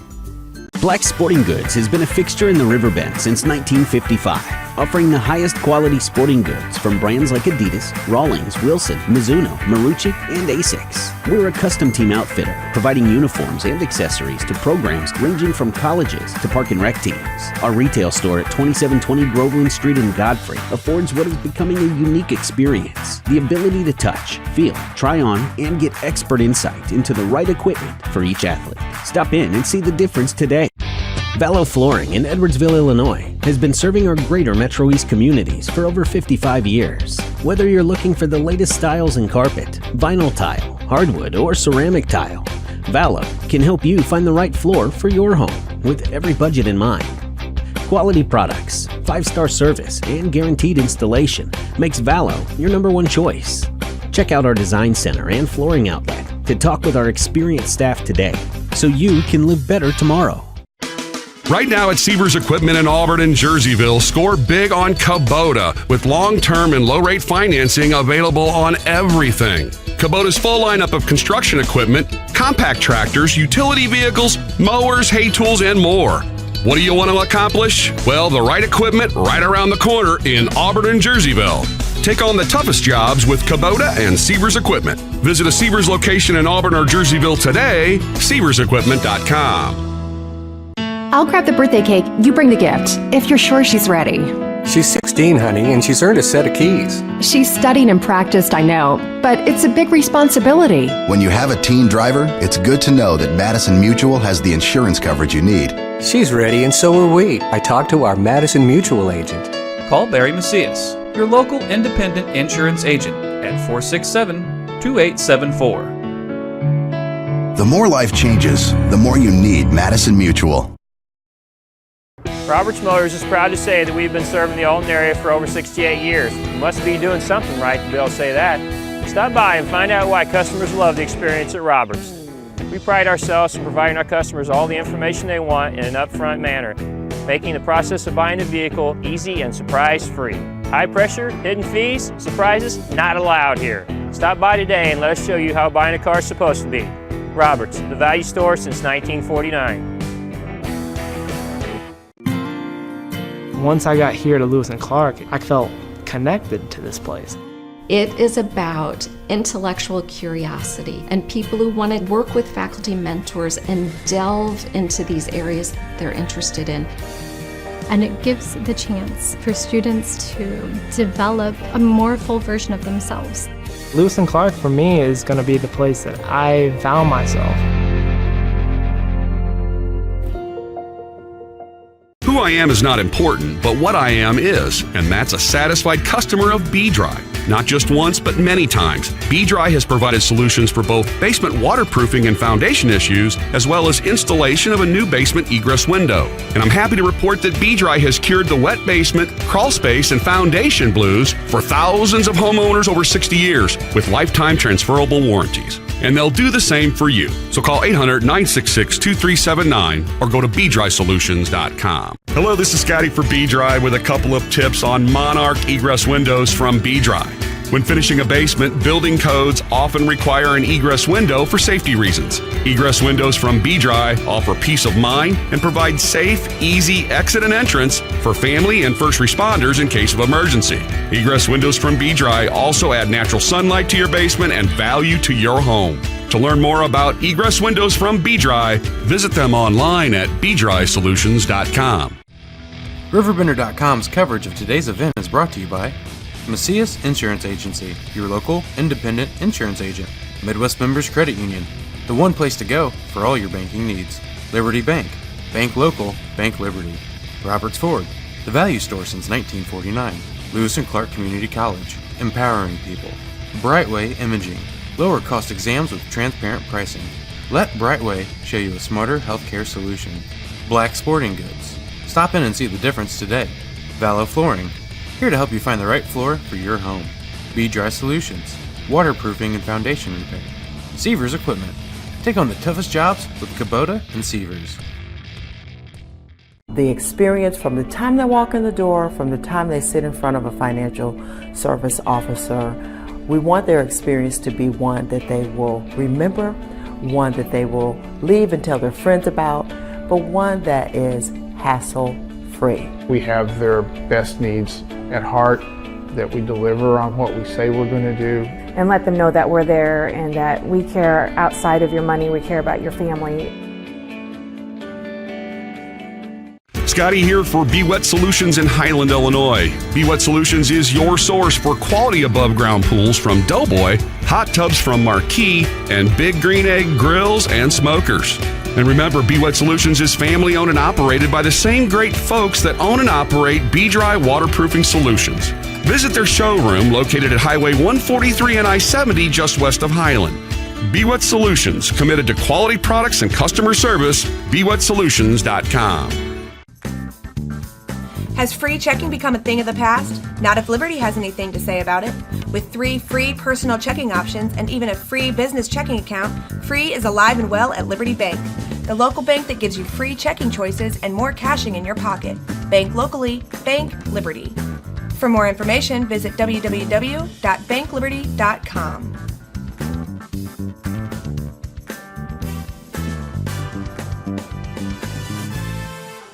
Brightway Imaging has been serving the Riverbend's radiology needs for over a decade.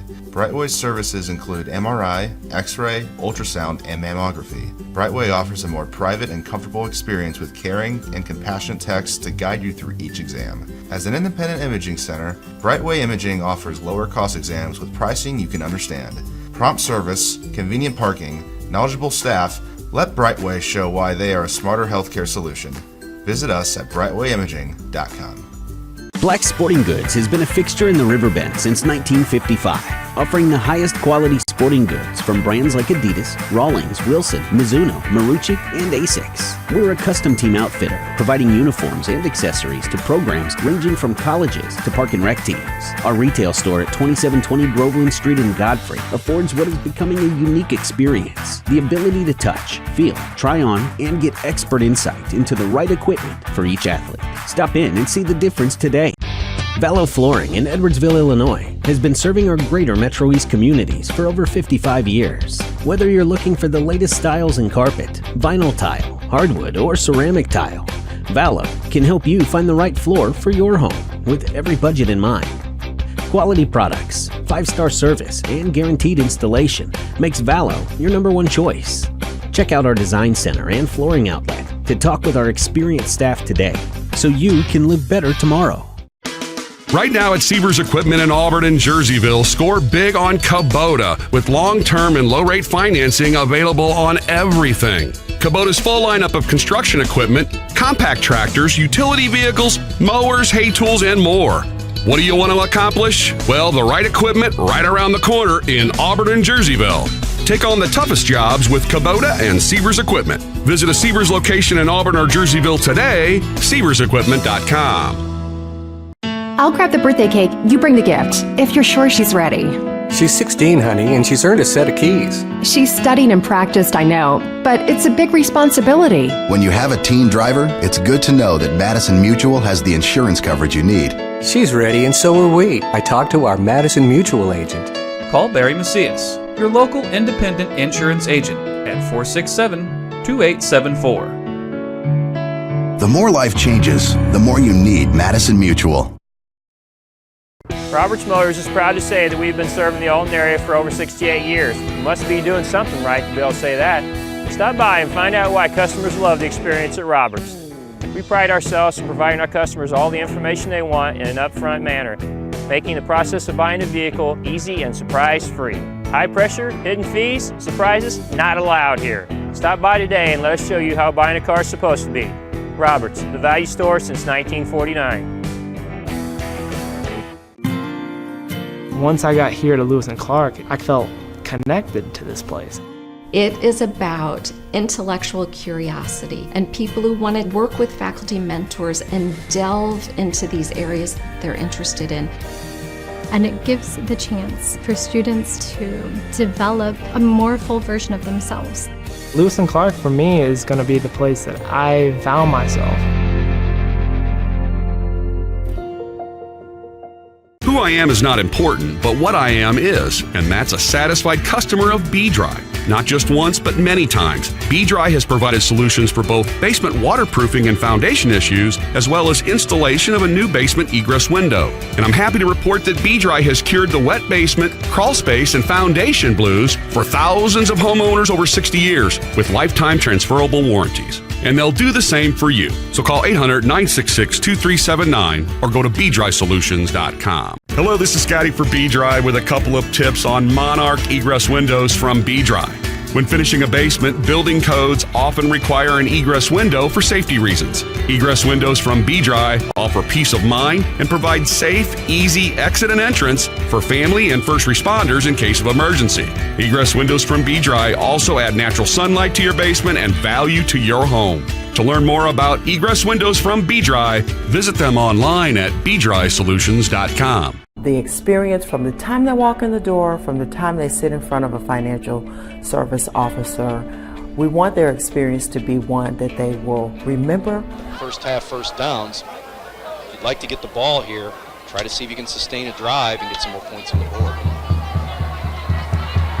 But it seemed like when they were getting those first downs, then a penalty would come, another penalty would come, second and long, third and long, and here's a squib kick to the 30-yard line. It's picked up there to the 35-yard line. Go the Alton Redbirds, and they will have decent field position on that short kick. And the Redbirds on offense need to do something with the football and make some noise on offense here. Let's see if they made some adjustments at halftime on the offensive side of the ball.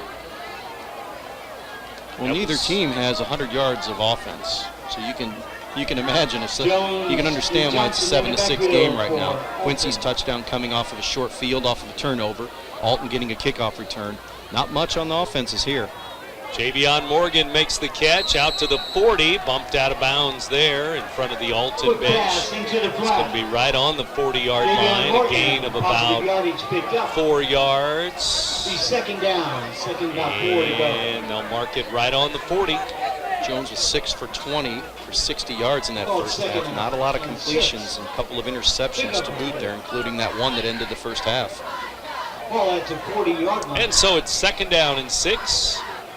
Need to get out to the 46-yard line of Quincy. Third quarter underway. Jones will throw it. Samilton is going deep there. And Jones thought Samilton was going to come back for the ball at that first down marker. Incomplete. Yeah, quarterback thought it was going to be a kind of like the play they ran on first down, just a little quick pass out to the sideline, and receiver just kept going down the line, so definite miscommunication there is now going to put this in a 3rd and 6 situation. Samilton basically on a fly pattern there down the sideline. Incomplete. It's third down. 3rd and 6. Redbirds at their own 40-yard line, leading 7-6. Third quarter underway. Snap back. They hand the ball off to Tim Johnson. Forward for 1 yard, but that's it. It's going to be 4th down and 5 to go. Maybe they caught Quincy on that late in the second quarter on a similar play where they ran that draw right up the middle, and Johnson was able to pick up the first down. Thought they tried to get him there again, but Blue Devils defense wouldn't bite this time, and Alton's going to have to punt the ball away after a 3-and-out here. Disappointing start. So with 11 minutes to go, third quarter, Quincy's going to get the ball back. Kreider back deep to return the punt. And Jones will punt it away. Quincy will let it bounce at the 35, and it'll stay right there. 34-yard line. Quincy at their own 34-yard line. First and 10. First and 10 for the Blue Devils. Redbirds on defense now. Not a real deep kick there. You thought maybe once the ball bounced, you're going to get some fortuitous yards there in your direction, but didn't work out that way, and Alton downs the ball just about the 34-yard line. So once again, this defense going to need to come up with a stand here. They haven't allowed this Blue Devils offense to drive the football the length of the field to this point yet. This is a team that put up, what, 76 points last week? Yeah, in a shutout. The Redbirds were losing at Moline in week 1. Here's a snap back and the handoff to a big fullback there. Gets 1 yard. Clanton and the rest of the Redbirds making a big hit there. One of the first Redbirds on the tackle. Other Redbirds there. I believe that was Benjamin once again on the carry. You said the big fullback, and not much doing there. 6'1", 245. for the senior Benjamin, number 31. And they mark it at the 35-yard line, a gain of 1 yard. 10:20 to go, third quarter, here at the Barrett Heating and Cooling broadcast booth. Back to throw is Reese, rolling right, and he underthrows his receiver. Passes low. Near midfield, incomplete, third down. Right. He's rolled out quite a bit in this football game, and that time just Devils. underthrew his intended receiver there, which is number Jack 23, Rupert, Jack 23, Rupert, the intended receiver. And he had enough to gain there for the first down, but once again, this Alton defense in a 3rd and long situation where they want to be. Coming with the blitz, too, coming after Reese. He throws it up for grabs, and it is caught there as the receiver was going to the ground, almost laying on his back, and a penalty, but he made the grab for a first down. Drake, what a catch. Yeah, Drake to Rainier, and that really was basically a jump ball because, like he said, Alton was bringing the pressure there with the blitz, and the quarterback, Reese, just basically just threw up a wounded duck. Nice play by the receiver to bring that in, and they're talking about this. Could they be talking about offensive pass interference, or are they going to just accept the penalty? Well, I thought for sure it was going to be on the Redbirds in the secondary there, but yeah, it is pass interference, Alt. And looks like they're going to take the yards, which I think is what, 15 yards. That'll be out over the 50-yard line or right on the 50-yard line. So they gain a yard out of that. Right, a yard or two. So you're going to take a catch away from the kid on that. It's like it's as it never even happened. Circus catch, and he's down laying on the ground. The ball fell right into his lap. And so right on the 50-yard line, 1st and 10. Handoff, Kreider coming to the near side. He breaks it to the sideline, 40, 35, 30. He's bumped out of bounds. We'll see where they mark it. Looks like about the 26, a gain of 24. That's his longest run from scrimmage. He had one for 15 yards in the first half, and once he was able to get around that edge, boy, you can just see the speed. And I was just thinking, he only wound up with 11 carries in the first half, and I believe he had 8 of those in the first quarter. So didn't touch the ball very much at all as this game was moving along, and I was a little surprised by that. And an official's timeout right now, but that time you can just see the speed that Kreider has, and he's got Quincy in a pretty good spot on the field here to perhaps take the lead. All the way down to the 26-yard line. And we are at 9:48 to go, third quarter. And Quincy ready, 1st and 10. Redbirds defense trying to make a big play here. They come with the blitz again, but Kreider over the left side dives forward down near the 21-yard line or so. Let's see if they give him 5 yards. I think they do, and that time Alton once again aggressive with their defense, with bringing the heat, and quick handoff there, and Kreider does a nice job of finding the hole and picking up good yards, good positive yards on first down. Here's Reese again, ready under center. Long count this time. On 2nd down and 5 from the 21-yard line. And now flags fly. And it's going to be motion.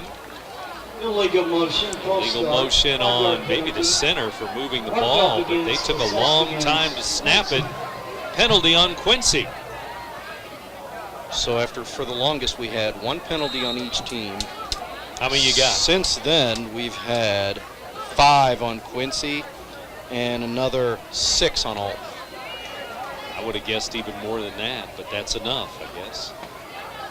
A lot of penalties, just as many penalties as points. 7-6 our score, third quarter. Alton with a 1-point lead. This reminds me of last night's game. Just about so far.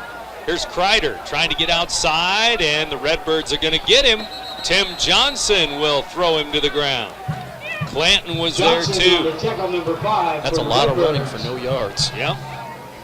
Sideline to sideline as he tried to get outside over and over again, but he's stuck at the 26-yard line. It's going to put it at a 2nd and 10 here. Penalty, or 3rd down. Yep, 3rd down. 8 minutes to go. The penalty backed up the yards after the motion penalty, and again, this is a spot where Alton's defense wants to be in 3rd and long. Quincy converted the 3rd and 9. Last time they were in a 3rd down situation. Let's see what Alton brings defensive-wise here again.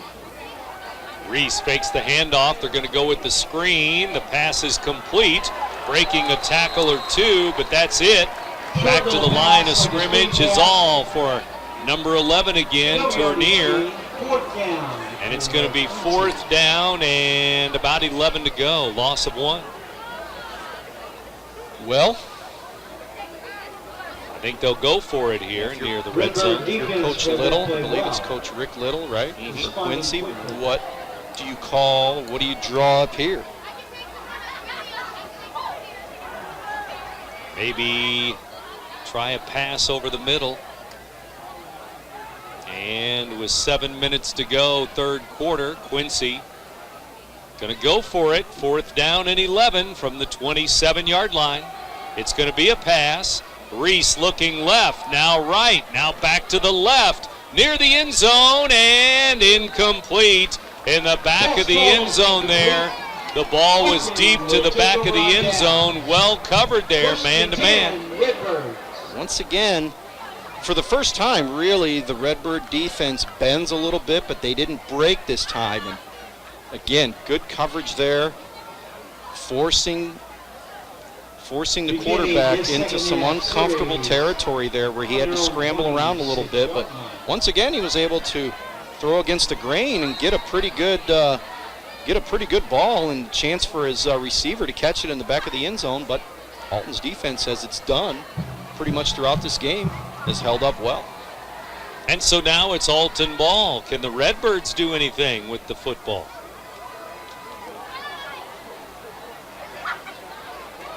And they're going to throw it to Morgan. Morgan out over the 30, 35-yard line. Goes Javion Morgan. Picks up about 8 yards there. Good yards on 1st down. And it looks like, from what I'm seeing so far with the passing game here with Alton, a little more quick hitters here to give these receivers little quick throws and allowing some of these speedsters a chance to pick up some more yards by running with the football. Jones in the pistol now with a running back behind him. I don't think that's Johnson.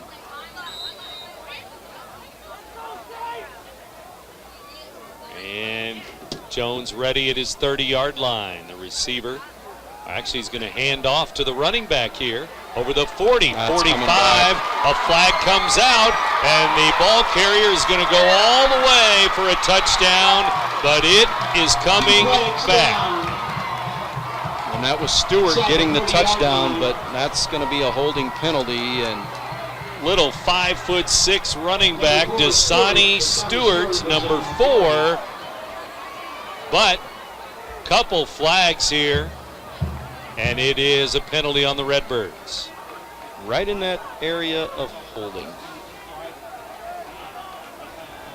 Flags all over the field, and Stewart went the whole way, 65 yards.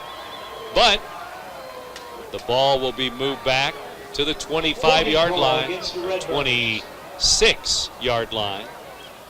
Well, that's tough, too, because A, it takes away a score. B, if you don't score there, it takes away a 2nd and short. And now you're in a 2nd and, 12? So, 2nd and long. You go from a really good drive into a challenging one now. Yeah, and now you're back to your own 26-yard line. Jones back, looking to throw. He finds Lonnie Tate this time over the 30. Out near the 32-yard line he goes, number 12, Lonnie Tate. He gets about 6 of them back. It's going to bring up a 3rd and about 5 or 6 yards here.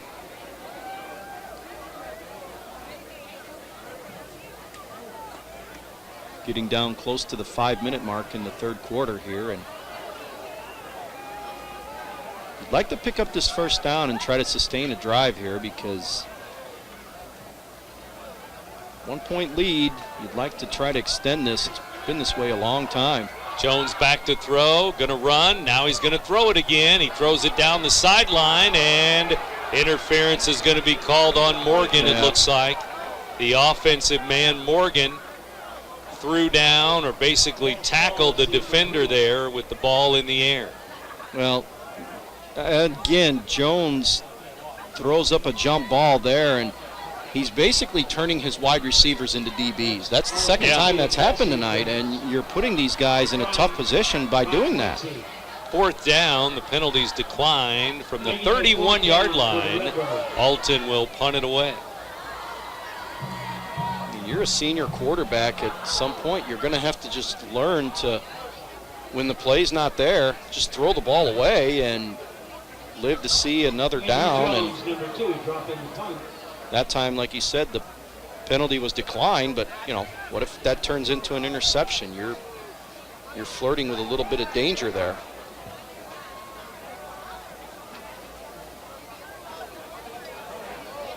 Redbirds ready to punt it away, and now Jones is going to throw it, fakes it, and it is picked off at midfield. I'm not sure it was a fake initially, but once the defender was there, it looked like the punt was going to be blocked. He rolled to his left and threw it. It was picked at the 50-yard line. Yeah, that was a high snap there, and I think Jones just made the decision on his own that he was going to try to make a play there, because you can see somebody from Quincy had broke through the line there, and maybe he felt that there was going to be a punt block there. So instead of giving them the ball way upfield and a short field to work with, try to see if you can pick something up here. And Quincy gets the interception and has great field position once again at the Alton 47-yard line. And so near midfield, Quincy ball, 1st and 10. Here we go again, with the Redbirds defense having to hold. They've played well. I'm smelling a turnover here. That would be nice. They have one. That was the early interception. They had the first turnover of this game. Then Quincy has had two interceptions since then. Here's a pitch to Kreider. He's over the left side. He's inside the 45, down near the 42-yard line. A gain of about 5 for Kreider. So 2nd down and 5. We haven't had a fumble in this game. That's one of those where you think maybe one of these Alton tacklers are going to get in there and maybe strip a football away and come up with a big turnover here. Junior Karan Edwards comes in for the Redbirds, number 52. He'll play on the inside of the line with big senior Kyle Hughes here. In the middle of this 4-3 defense. Here's the blitz again. They're after Reese again. He gets away from one Redbird and now up the sideline. He's bumped out of bounds. Boy, I didn't think, how the heck did he get around the sideline there? There was just enough room, and I think he got a first down. Yeah. Inside the 40. I thought there was no chance he was going to be able to get that edge over there, but somehow he did. He turns a big loss into positive yardage and a first down. 36-yard line. So 1st down Quincy again. And they're driving again on the Redbirds defense. 7-6. Redbirds lead. 3:50 to go, third quarter.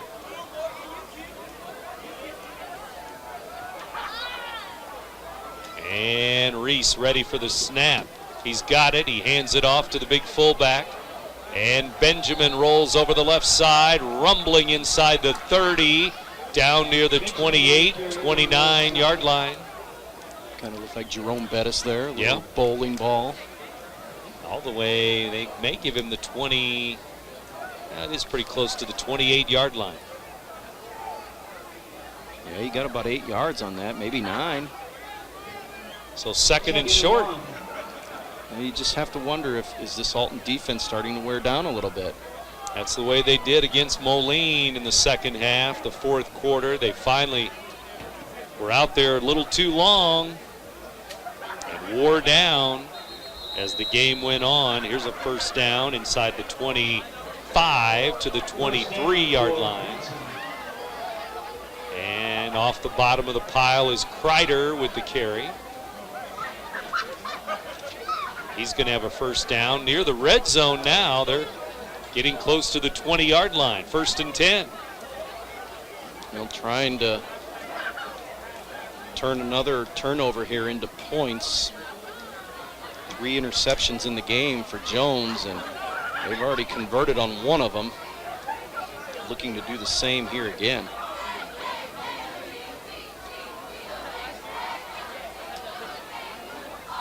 Here's Reese. Snap back, handoff, and the Redbirds were coming again, and in the backfield they make the play. A loss of a yard maybe or 2.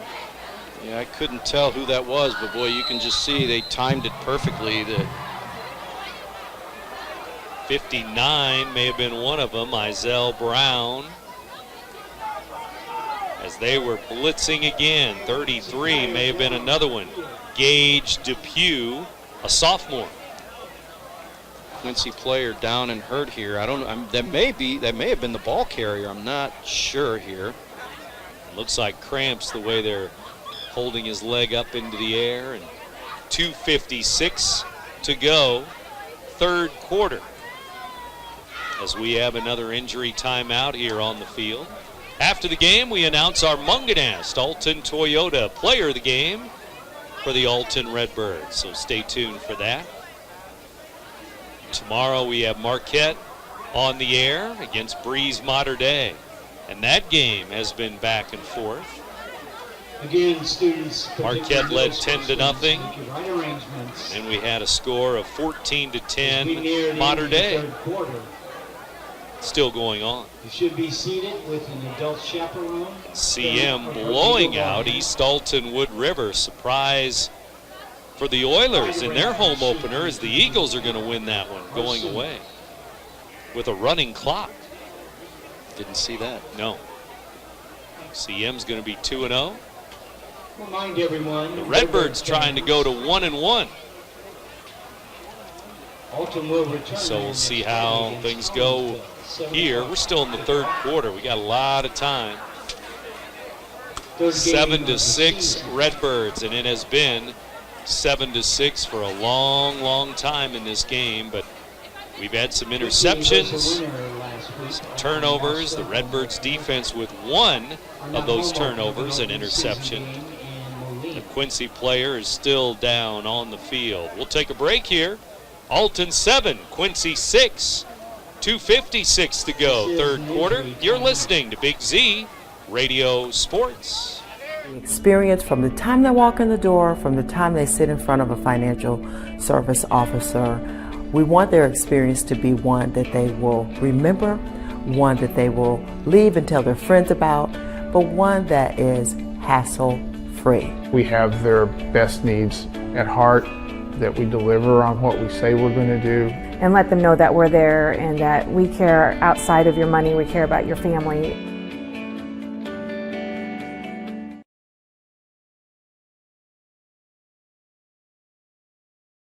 Scotty here for Be Wet Solutions in Highland, Illinois. Be Wet Solutions is your source for quality above ground. On defense, and it's 2nd down and 11 for Quincy. They are at the Alton 23-yard line, trying to take the lead. Alton with the lead right now, 7-6. Did Renner bring the pickle juice, or I don't know. Something down there. So the ball, 23-yard line. Here we go. Reese back in the shotgun now for the Blue Devils. He is back to throw, looking over the middle, now rolling right. He goes back over the middle, complete, but only for a couple of yards there. Good coverage downfield. Nowhere to go with the football. Tournier, the big tight end, number 11, making the catch again. He's made a couple of those. What do you get, maybe a yard there? Guess it is just 1 yard, 3rd and 10. 3rd and 10 from the 22-yard line. Nick Lopez 2 minutes to go, third quarter. Here we go. Reese on the shotgun again, throwing deep. And there's an incomplete pass, and Samilton is going to be charged with interference. There was contact, definitely. Right at the goal line. Defensive pass interference. Well, you had two officials there making that call, and he goes over the top of the intended receiver there, I believe. Rupert. Yep, 23. And Rupert had position. Yep. Knocking the receiver down. So Samilton had to come over the top, and a penalty. And so that'll move the football into the red zone, and a first down. First down at the 11-yard line. That's tough too, because it was third and 10. Yeah. On the 11-yard line. Pass to the goal line. Quincy. And now Quincy closer and closer to taking the lead here. They're in the red zone. They hand the ball off over the left side to the 10, now to about the 7 or 8 yard line. Goes number 34, Dre Humphrey with the carry. Humphrey to the 7 yard line. Yeah, he gets about 4 on the carry there, and second down and 6. Once again, I'm surprised that they're staying away from Kreider there. Yeah. He might have been the one that was injured a couple plays ago. Yeah, I couldn't tell who it was. Second and 6. Yeah, he's slowly walking around behind the bench back there. Yeah, you're right. He's not even on the field. And so, second down and 6 from the 7 of Alton here.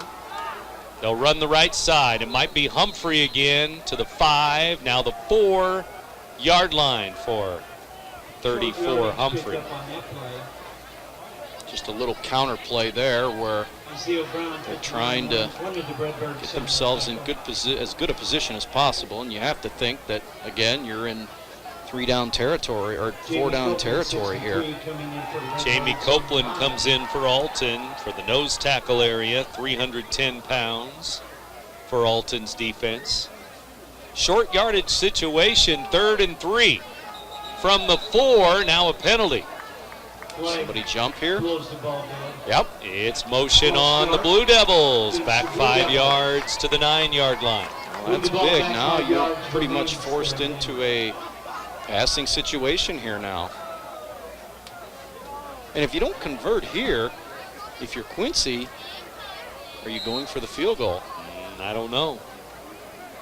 I mean, they botched their extra point, which is the reason why Alton's got the lead right now. We'll find out in the 4th quarter. That's the end of 3 quarters here at Public School Stadium. It is still Alton 7, Quincy 6, as we go to the 4th quarter after this. You're listening to Big Z Radio Sports. Scotty here for Be Wet Solutions in Highland, Illinois. Be Wet Solutions is your source for quality above-ground pools from Doughboy, hot tubs from Marquee, and Big Green Egg grills and smokers. And remember, Be Wet Solutions is family-owned and operated by the same great folks that own and operate Be-Dry Waterproofing Solutions. Visit their showroom located at Highway 143 and I-70 just west of Highland. Be Wet Solutions, committed to quality products and customer service. BeWetSolutions.com. Has free checking become a thing of the past? Not if Liberty has anything to say about it. With 3 free personal checking options and even a free business checking account, free is alive and well at Liberty Bank, the local bank that gives you free checking choices and more cashing in your pocket. Bank locally, bank Liberty. For more information, visit www.bankliberty.com.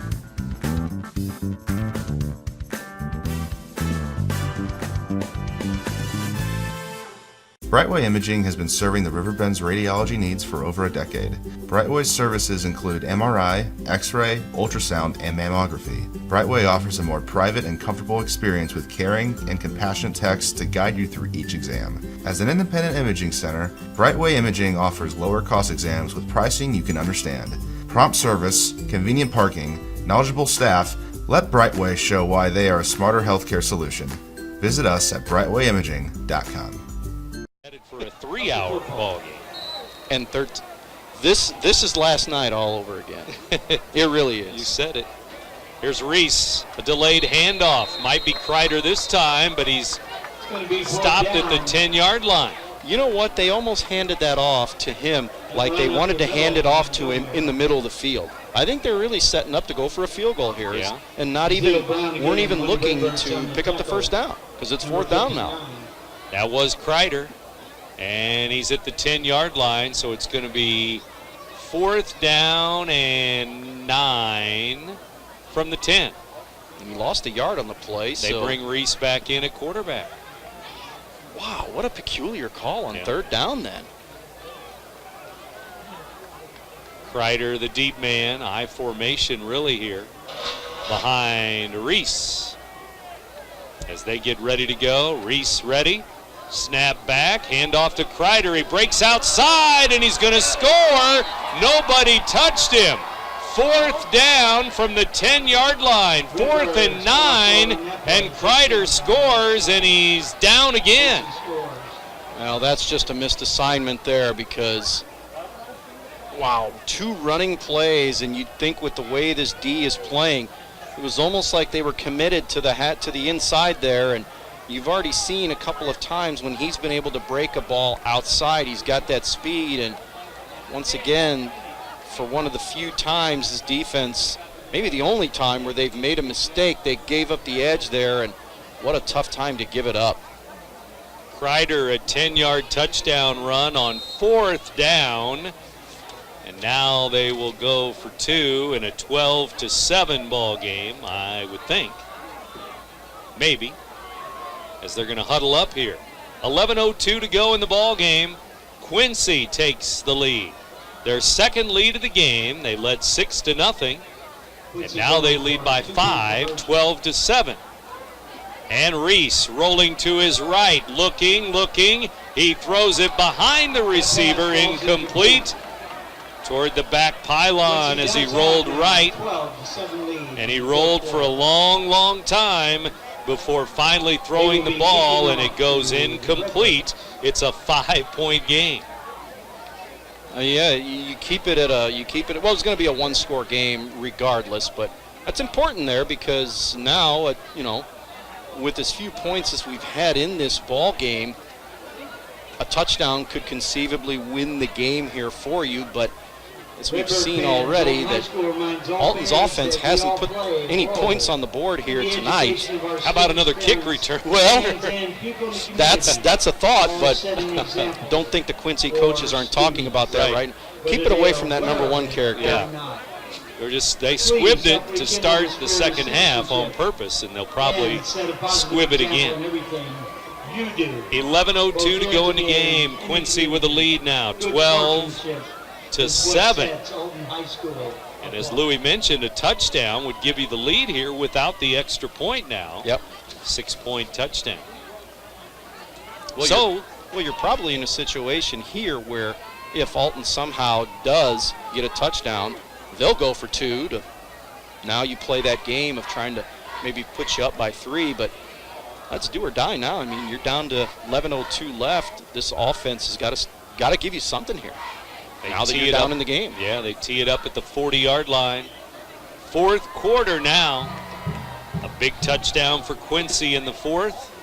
Number 11. So now we'll see what the Redbirds do. But this goes back, Brent, to those missed opportunities that Alton had in the first half. You left points on the table, and it's got you down. There's the squib kick, indeed, and it's going to be picked up at the 30-yard line to the 35-yard line, and that is Samilton, number 1. Yeah, they weren't going to dare try to give him any daylight here.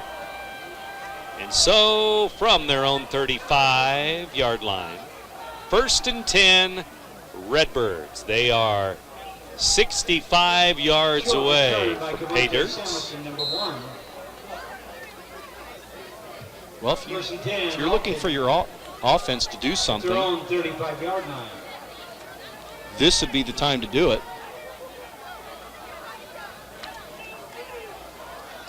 Now the shotgun for Jones. He's ready to go. They're going to hand the ball off. It's going to go to Tim Johnson. Johnson over the right side, out near the 40-yard line. A gain of about 4 for number 5. Johnson. He's had a quiet night tonight, hasn't he? He has. Just, 4 yards. He's got that explosive ability, and you just haven't heard his name a lot. It's only his 8th carry in the game. They just haven't ran the ball a lot. It's the offense in general. Just Yeah, it's just not in sync right now. But I'd utilize him here. I mean, like I said, his 8th carry, he's got to have some fresh legs here. Jones back. He's going to throw it. A pump fake. Now he's going to got go his down the man. sideline. He's got his man Morgan. It's caught near the 20-yard line. The pump fake worked, and Javion Morgan, number 11, has it in the red zone. Boy, 18-yard line. Alton's first down of the half, and it couldn't have come at a better time. And that 42 yards there couldn't have come at a better time. And like you said, the pump fake really worked there. And I'll tell you what, if Jones is able to lead the receiver on there, that's a touchdown. Yeah. Instead, it's in the red zone. We'll call it the 18-yard line. 1st and 10, Redbirds down by 5. Jones gets the offense going again. He rolls to his left. He throws it, and Tate bobbles it. Couldn't come up with it out in the flat there at the 20-yard line. Incomplete. He had his man, too, and once again, sort of throwing against the grain there, rolling to his right, and just didn't make a good throw there. Had to go over a DB, but still had his man there. I don't know how many yards Tate was going to be able to get there, but looked like he only had one man to miss, and you never know. When you give these guys a chance in the open field, they've got the ability to make a play there, and that was a bit of a missed opportunity, and still have 2nd down here. Morgan and McNear went deep, and Tate stayed back at the line of scrimmage that time. Let's see what McNear and Morgan do this time. As they come to the near side, now we need a timeout, as the Redbirds could not get the play off in time. On 2nd down and 10, Redbirds need to burn a timeout. Coach Dickerson not happy about it. I was going to say, is that one of those in a tight game like this where you remember having to use a timeout when maybe you necessarily didn't want to? Well, let's see what happens out of this timeout. 9:56 to go. 9:56 4th quarter. 12-7. Quincy 12, Alton 7. Nearly 10 minutes. What a game back and forth it has been. Alton led most of this game 7-6. But again, just over a minute ago, 11:02 to go in this 4th quarter. Quincy took the lead on a 10-yard touchdown run, and it was on 4th and 9. The 2-point conversion was no good. And 12-7 our score in favor of Quincy right now. Here we go, 9:56 left. 2nd down, Redbirds in the red zone. They fake the handoff to Johnson, throw to Morgan. He's got it, but he's going to lose yards. Back to the 21. And a flag. Maybe roughing the quarterback back there behind the play. Nope. Oh, yeah. Wait. Yeah, it is roughing the quarterback. Yep. Wow. Boy, that's a huge call there. And an injured Quincy player over here near the Alton bench. So, all kinds of things happening there. The pass was complete. Yep. He lost about 2 or 3 yards. They called a penalty on the defense, and there's an injury on defense. Well, that's going to be an automatic 1st down, I believe. Yeah. Right? Yeah. Personal foul. And they'll have to move the ball closer to the end zone, down to our right.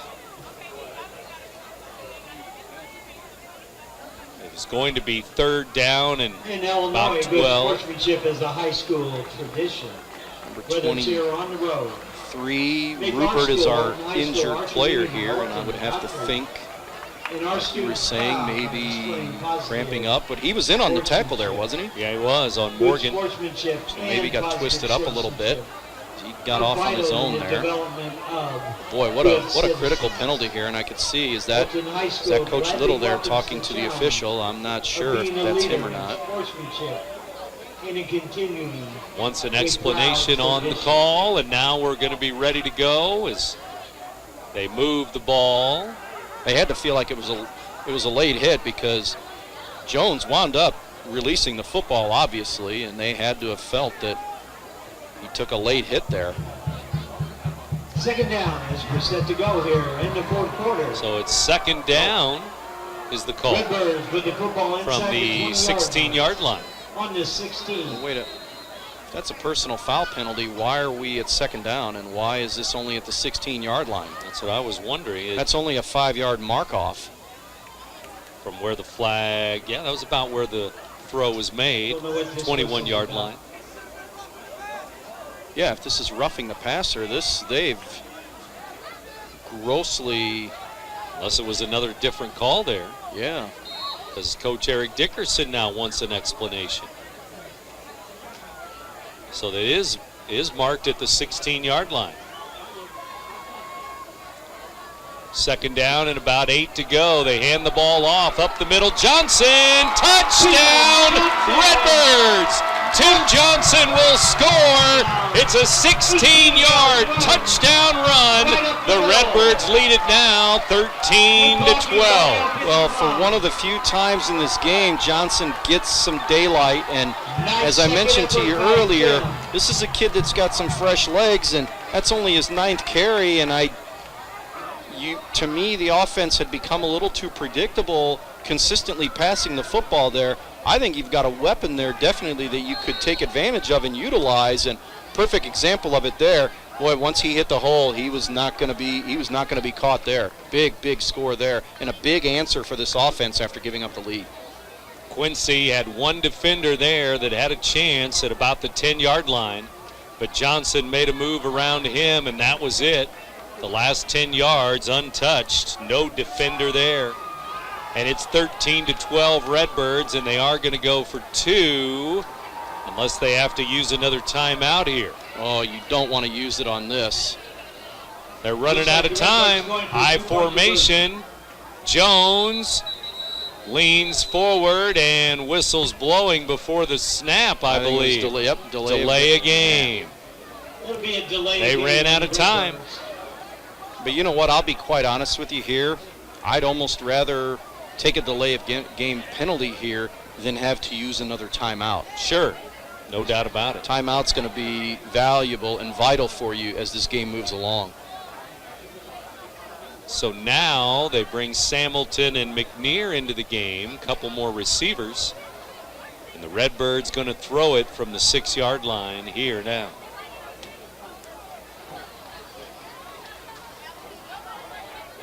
Actually back around the 8-yard line.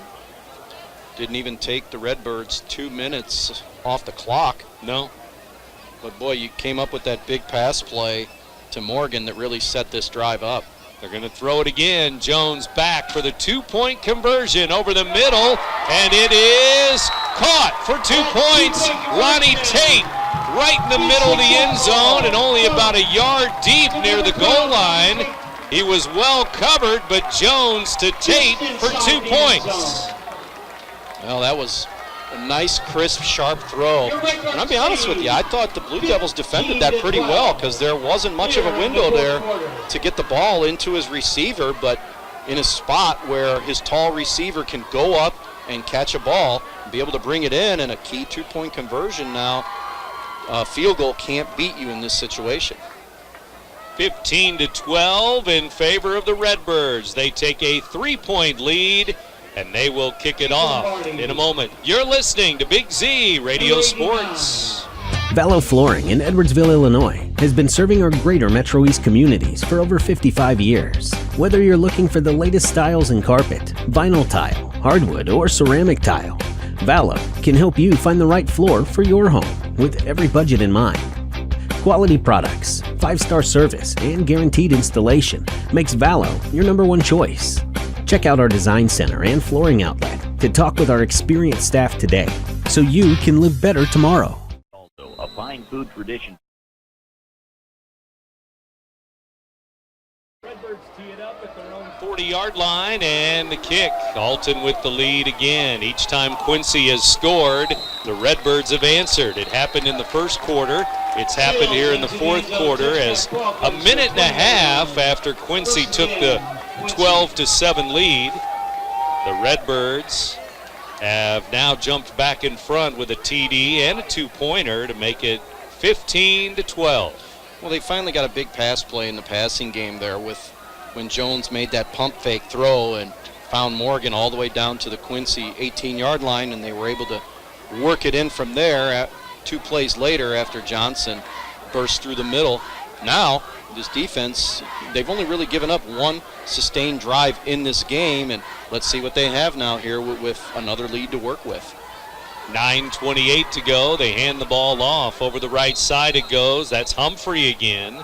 34 Humphrey carrying out to almost the 25-yard line. Gain on the play. And he gets 5 yards on it off of a little bit of a counter draw there. And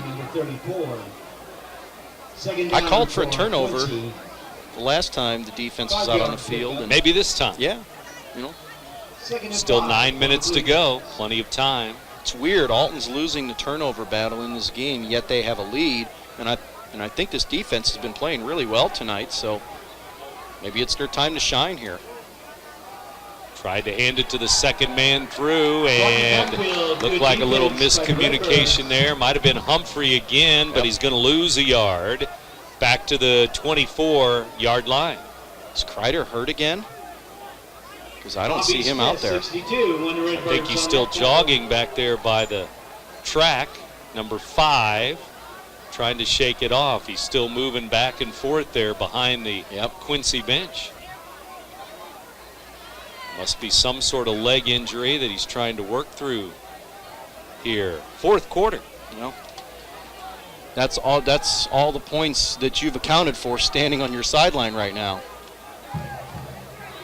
15-12. Alton leading. 8 minutes to go. Reese in trouble. He's going to be sacked back near the 5-yard line.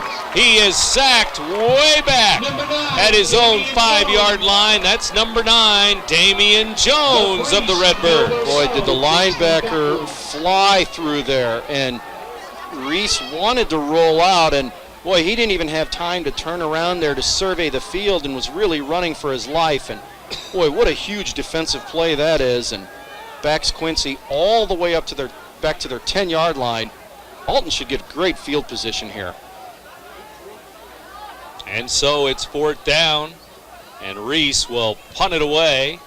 It's going to be coming down right at midfield. A quick bobble there by Johnson. Looks like Johnson. There's the flag flying. It's going to come back. Tim Johnson to the 10, to the 5. He's going to score on a punt return, but it's going to come back. The flag is at the 35-yard line. Man, oh man, oh man. And Coach Dickerson right there looked like he was pointing at Clanton, number 3. Had to be an infraction with an illegal block. Man, oh man. Boy, what a run by Johnson there, too. It was nice. He cut back at about the 10 or 15-yard line, back to the middle of the field, and all the way in for about 47, 48 yards, but coming back. 7:04 to go. And a penalty on the Redbirds. They will have the football on the change of possession. Brings back memories to some of the older folks of Scooter Wilson.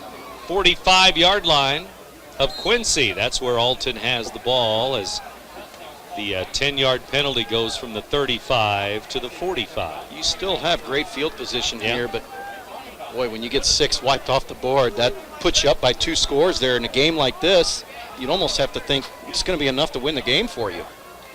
But the offense had a good drive the last time they had the football. Let's see if they can do it again here and take some time off the clock.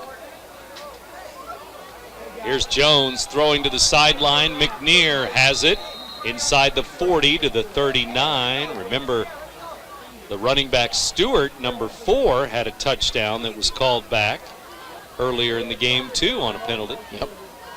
They'll mark it at the 38-yard line. That's a gain of 7. It's a good quick strike there. And You can just see they've made a little more of a concerted effort here in the second half to go with a few more shorter passes and pick up yardage like this to set you up in second and short. Fourth quarter ticking down. We're now at 6:25 to go. Bad snap. And Jones has to chase it. He picks it up. Now he throws it away. It's going to be ruled an incomplete pass as he was going to the ground. Boy, that's huge, too. He tried to dump it off to the back there. It looked like Dasani Stewart was right there in the area. And incomplete. That's huge, huge. Instead of a loss of 10 or 15 yards on a sack. Oh, that. No, they're marking that 38-yard line, that's fellas. Right. That's right. Would have been about a 20-yard loss. Oh, easily. Back near the 40. Now the ball is marked at the 39-yard line instead of the 38. So you lost a yard on an incomplete pass. Yeah, lost a yard. Come on. Could have lost 20. But. Well, no, they don't have it right. So it's third down. Well, that's up to the yard marker on the other side to kind of stay right where he's at, isn't it? Yeah. No. So it's 3rd and 4. And so, another bad snap. Jones is going to throw it deep. He's got his man. Is there. Touchdown, Redbirds. Javion Morgan got behind 2 Blue Devils, and he scores a touchdown. Back-to-back bad snaps there. And Jones, well, I'll tell you what, to me the more important play was the one before that, to have an incomplete pass instead of that long sack, puts you in a position where you can make a play one way or the other, and that time Morgan just outran the DB there. Ball fell right in stride to him, and you can kind of forget about the missed touchdown by Johnson now because you just got it right back there, and what a huge score because now you're up by 2 scores in this game. And it's a 39-yard touchdown pass instead of 38. So there you go. And they're going to go for the extra point, except there's a penalty on the Redbirds. Motion on Alton. So that'll push them back. They'll go for the extra point, and it's 21-12 now in favor of the Alton Redbirds. Touchdowns here in the fourth quarter from Johnson and Morgan. Morgan's had a big game. Javion Morgan with some key catches. Now we have a penalty again on the extra point. And it is motion again on the Redbirds. You're getting to a point now where maybe you might have to go for 2 here. False start, Redbirds. Redbirds led this game 7-6 at halftime. 12th penalty on the Redbirds tonight. Wow. 3 turnovers, and you're up by 2 scores. Yeah. Now you are with those back-to-back scores in the last 3 minutes. Point. Extra point, Lombardi, and it is good. And that attempt is good. Extra point is good. And it makes it 22-12 on that extra point. 22-12, Redbirds. You're listening to Big Z Radio Sports. Right now at Seavers Equipment in Auburn and Jerseyville, score big on Kubota with long-term and low-rate financing available on everything. Kubota's full lineup of construction equipment, compact tractors, utility vehicles, mowers, hay tools, and more. What do you want to accomplish? Well, the right equipment right around the corner in Auburn and Jerseyville. Take on the toughest jobs with Kubota and Seavers Equipment. Visit a Seavers location in Auburn or Jerseyville today, RiverBender.com. The experience from the time they walk in the door, from the time they sit in front of a financial service officer, we want their experience to be one that they will remember, one that they will leave and tell their friends about, but one that is hassle-free. We have their best needs at heart, that we deliver on what we say we're going to do. And let them know that we're there and that we care outside of your money, we care about your family. Experience the RP difference.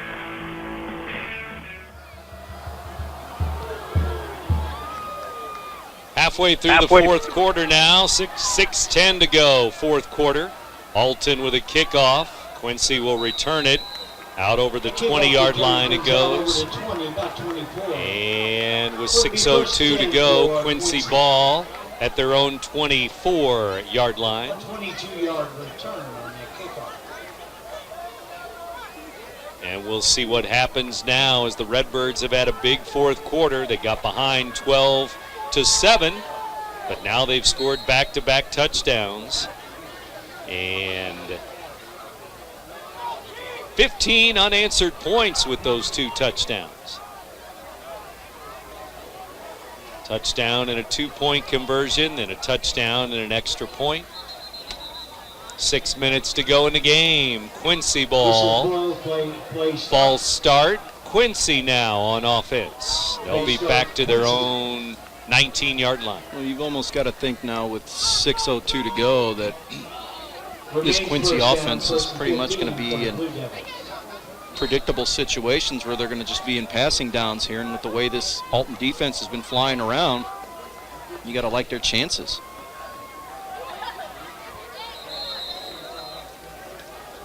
Now the throw here to the near side is incomplete at about the 20-yard line.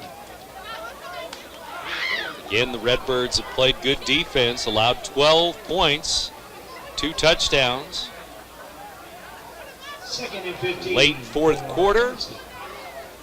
Well, we still have 5:57 to go, and we're at a 2.5-hour ball game. Of course. And 2nd and long, Reese back to throw. Rolling right, he's going to run with the ball. And he runs out of bounds there at the Quincy sideline. Gain of about 5, 3rd and 10. Some yardage running out of bounds, stopping the clock. And you got to figure they're pretty much going to be in 4-down territory wherever they're at on the field here. And yeah, Reese did get those penalty yards back. 3rd and 10. 5:52 to go in the game.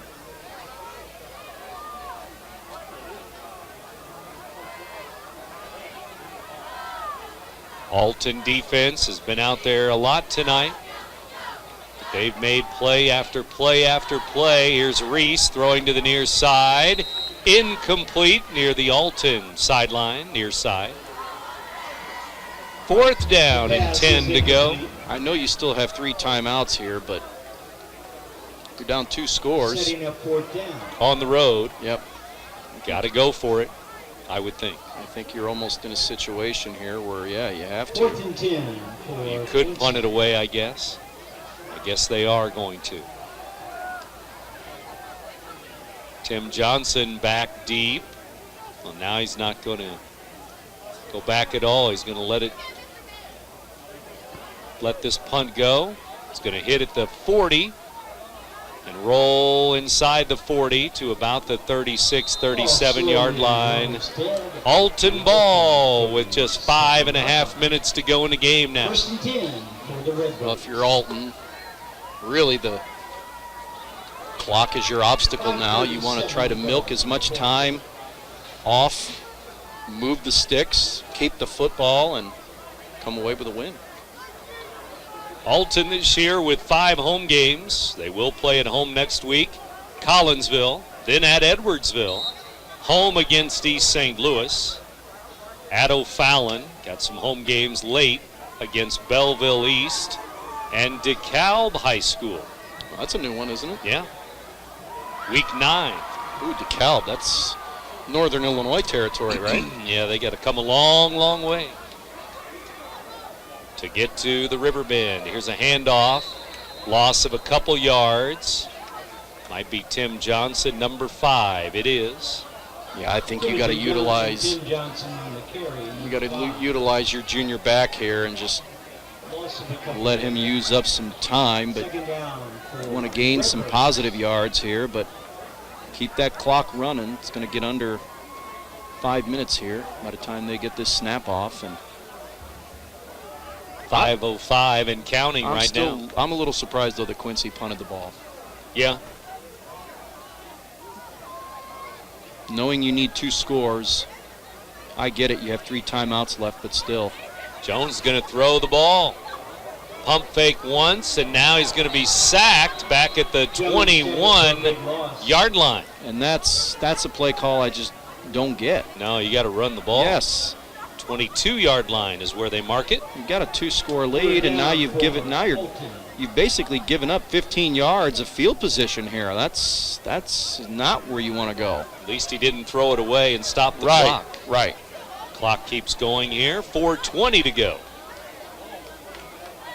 Receivers left and right again. Now you got to run the ball. Maybe not. Maybe not. 3rd and 25 to go. I just wasn't a fan of the second down call. Jones waits for the snap. And the offense moves before the snap again. 13 penalties or so. 22-12, the Alton Redbirds lead by 10. We're in the 4th quarter. You're right, 13. Clock management not very good here for the home side. They just got to keep the clock running here and force Quincy into using their timeouts. Let the play clock run all the way down before you snap it here. Jones back to throw. And he's going to throw a little screen pass over the middle. It is caught there. I think it's Javion Morgan runs into his own player. And he's out over the 25 to the 27-yard line. It's Samilton, I guess, number 1. Pass and reception. Jones to you know what? I think he might have gotten some more yards out of that, but I think he ran into his own man there. Yeah, he did. But it is 4th down for the Redbirds. 26-yard line is where they mark him down. And a timeout for Quincy as they want the punt. They want to get the ball back here. With 3:28 to go in the ball game now. Alton with the lead, 10-point lead here. They led 7-6 at halftime. We had no scoring in the 3rd quarter. And then Quincy took the lead early in the 4th quarter, 12-7. But then the Redbirds with back-to-back touchdowns. Tim Johnson, Javion Morgan. The Redbirds also got a 2-point conversion. Jones to Tate. And an extra point by Lombardi on that last touchdown. To make it 22-12, Alton Redbirds. And after the game, we announce our Munganast Alton Toyota player of the game. Who you got, Louis? Player of the game. Well, 8 catches, 117 yards, and a touchdown for Morgan. Now, there you go. But can you give it to an entire defense? I know. It's hard to pick one of the defenders, right? Or 2 of the defenders. Another high snap. High snap to Jones. He waits for a couple of defenders to go by and then kicks a line drive to the 50, rolling down to the 43-yard line. All things considered, not a bad kick there. And he had to wait. He almost had to kind of double clutch twice just to be able to get a good kicking lane there. But again, a high snap there. Boy, that's dangerous. We've had some good defensive plays by Clanton, number 3, Samilton with a pick, McNear, Damian Jones, number 9. All on defense here tonight. Have done a great job. Brown and Bobby Smith. On and on and on for that defense. Snap back to Reese. He's rolling right. He's going to run with the ball to the 50-yard line. He's got a 1st down. And he's dragged down at the 46-yard line or so. 45-yard line of Alton. And he gets out of bounds, which if you're the Redbirds, that's not what you want. 3:08 to go in the game. You believe neither team has gotten into double digits in 1st downs? Amazing. It's amazing. That was Quincy's 9th 1st down. Alton has 8. Reese throws it, man open, and he's got him down to the 30-yard line. Down to the 30-yard line goes the receiver, Sprick, number 2.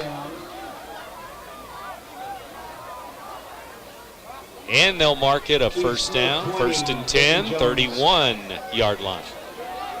14-yard pass play there. 2:50 to go, clock running. You don't want to give up chunks of yards here. You want to. Offense moves before the snap. Another penalty. Whistles blow. False start, Quincy. That's their 8th penalty. So we've only had 22 penalties. That's all. That's all. When I said something, 21, only 22 total. 21 penalties? Yeah, 21. Jeez. That's too many. Way too many. Reese back to throw again. Throws to the sideline, out of bounds with 2:31 to go. Incomplete. You know what my thing is about, you always see teams that get in this situation where they're playing great defense in a game, and then you start talking about prevent defense. What are you really preventing? That's true. That's my thing. Just keep doing what you're doing. Sure. You know? They're shuttling players in and out on defense, too. A lot of subs coming in. Just keep doing what you're doing and keep the ball in front of you. Here's a pitch back to Kreider. Kreider tries to turn the corner, but he is hit back inside or outside the 40-yard line. Mark this back at the 41-yard line. Jamarcus Gary and some other Redbirds making the play there. 21 Gary. He just doesn't look. He doesn't look right there since he went out of the game. You just didn't see that burst around the edge from him. 3rd and long, 41-yard line. Under 2 minutes to go. Reese back in trouble. He is sacked. Kyle Hughes there, number 74, the first man there. Keep doing what you're doing, and that time they brought the house. Got to use a timeout here, don't they? Maybe not at 4th and a mile. A mile. So, Coach, what's your play call here? Chuck it up, Run right? a draw or something. Kyle Hughes with that sack. The senior, 5'9", 327 pounds. Here they come again. Reese back to throw, and it's incomplete over the middle there. Damian Jones breaks it up, number 9. I think it's just fitting the way, again, we've talked about this defense the entire game, just fitting the way they've played, that they end that series in a fashion like that. You know, two straight negative yard plays, and then you shut them down again on 4th down. Just really typifies the way this unit has played tonight. At about 4th and 30 or close to it there. Now it goes back to Alton with just 1:18 to go. And the Redbirds probably will take a knee or two, and that will do it. Alton 22-12 over Quincy tonight. Late in the game, Jones under center. Quincy wouldn't stop. Well, maybe they will. And they will hand the ball off. It won't be Jones taking a knee. The handoff goes to the big boy, Bobby Smith, 62. Straight ahead. 2nd down, and we're under a minute to go. 2nd down for Alton.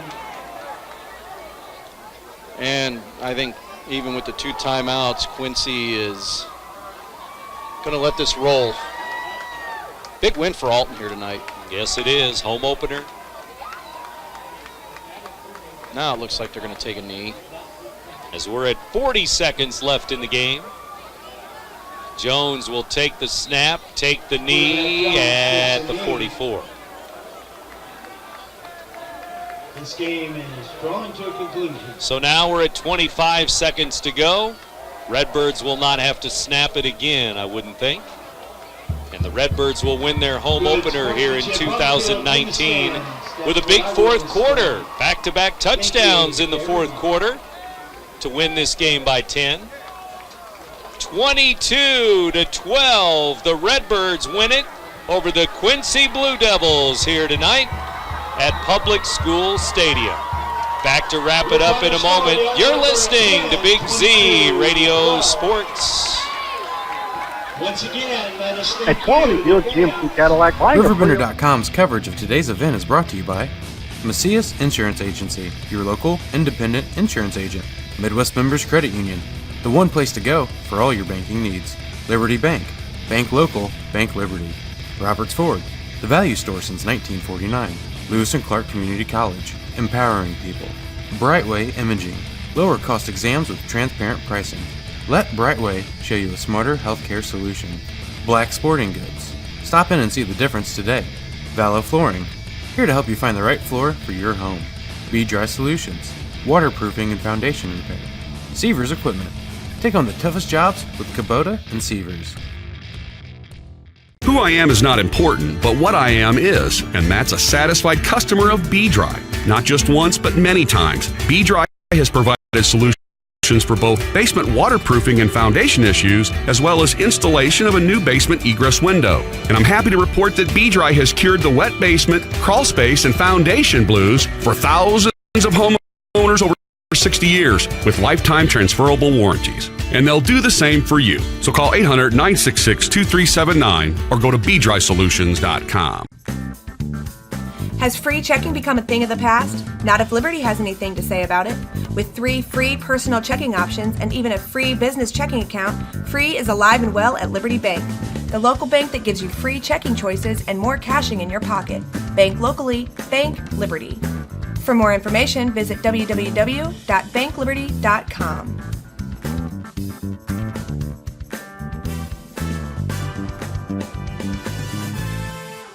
Brightway Imaging has been serving the Riverbend's radiology needs for over a decade. Brightway's services include MRI, X-ray, ultrasound, and mammography. Brightway offers a more private and comfortable experience with caring and compassionate techs to guide you through each exam. As an independent imaging center, Brightway Imaging offers lower cost exams with pricing you can understand. Prompt service, convenient parking, knowledgeable staff, let Brightway show why they are a smarter healthcare solution. Visit us at brightwayimaging.com. I'll grab the birthday cake. You bring the gift, if you're sure she's ready. She's 16, honey, and she's earned a set of keys.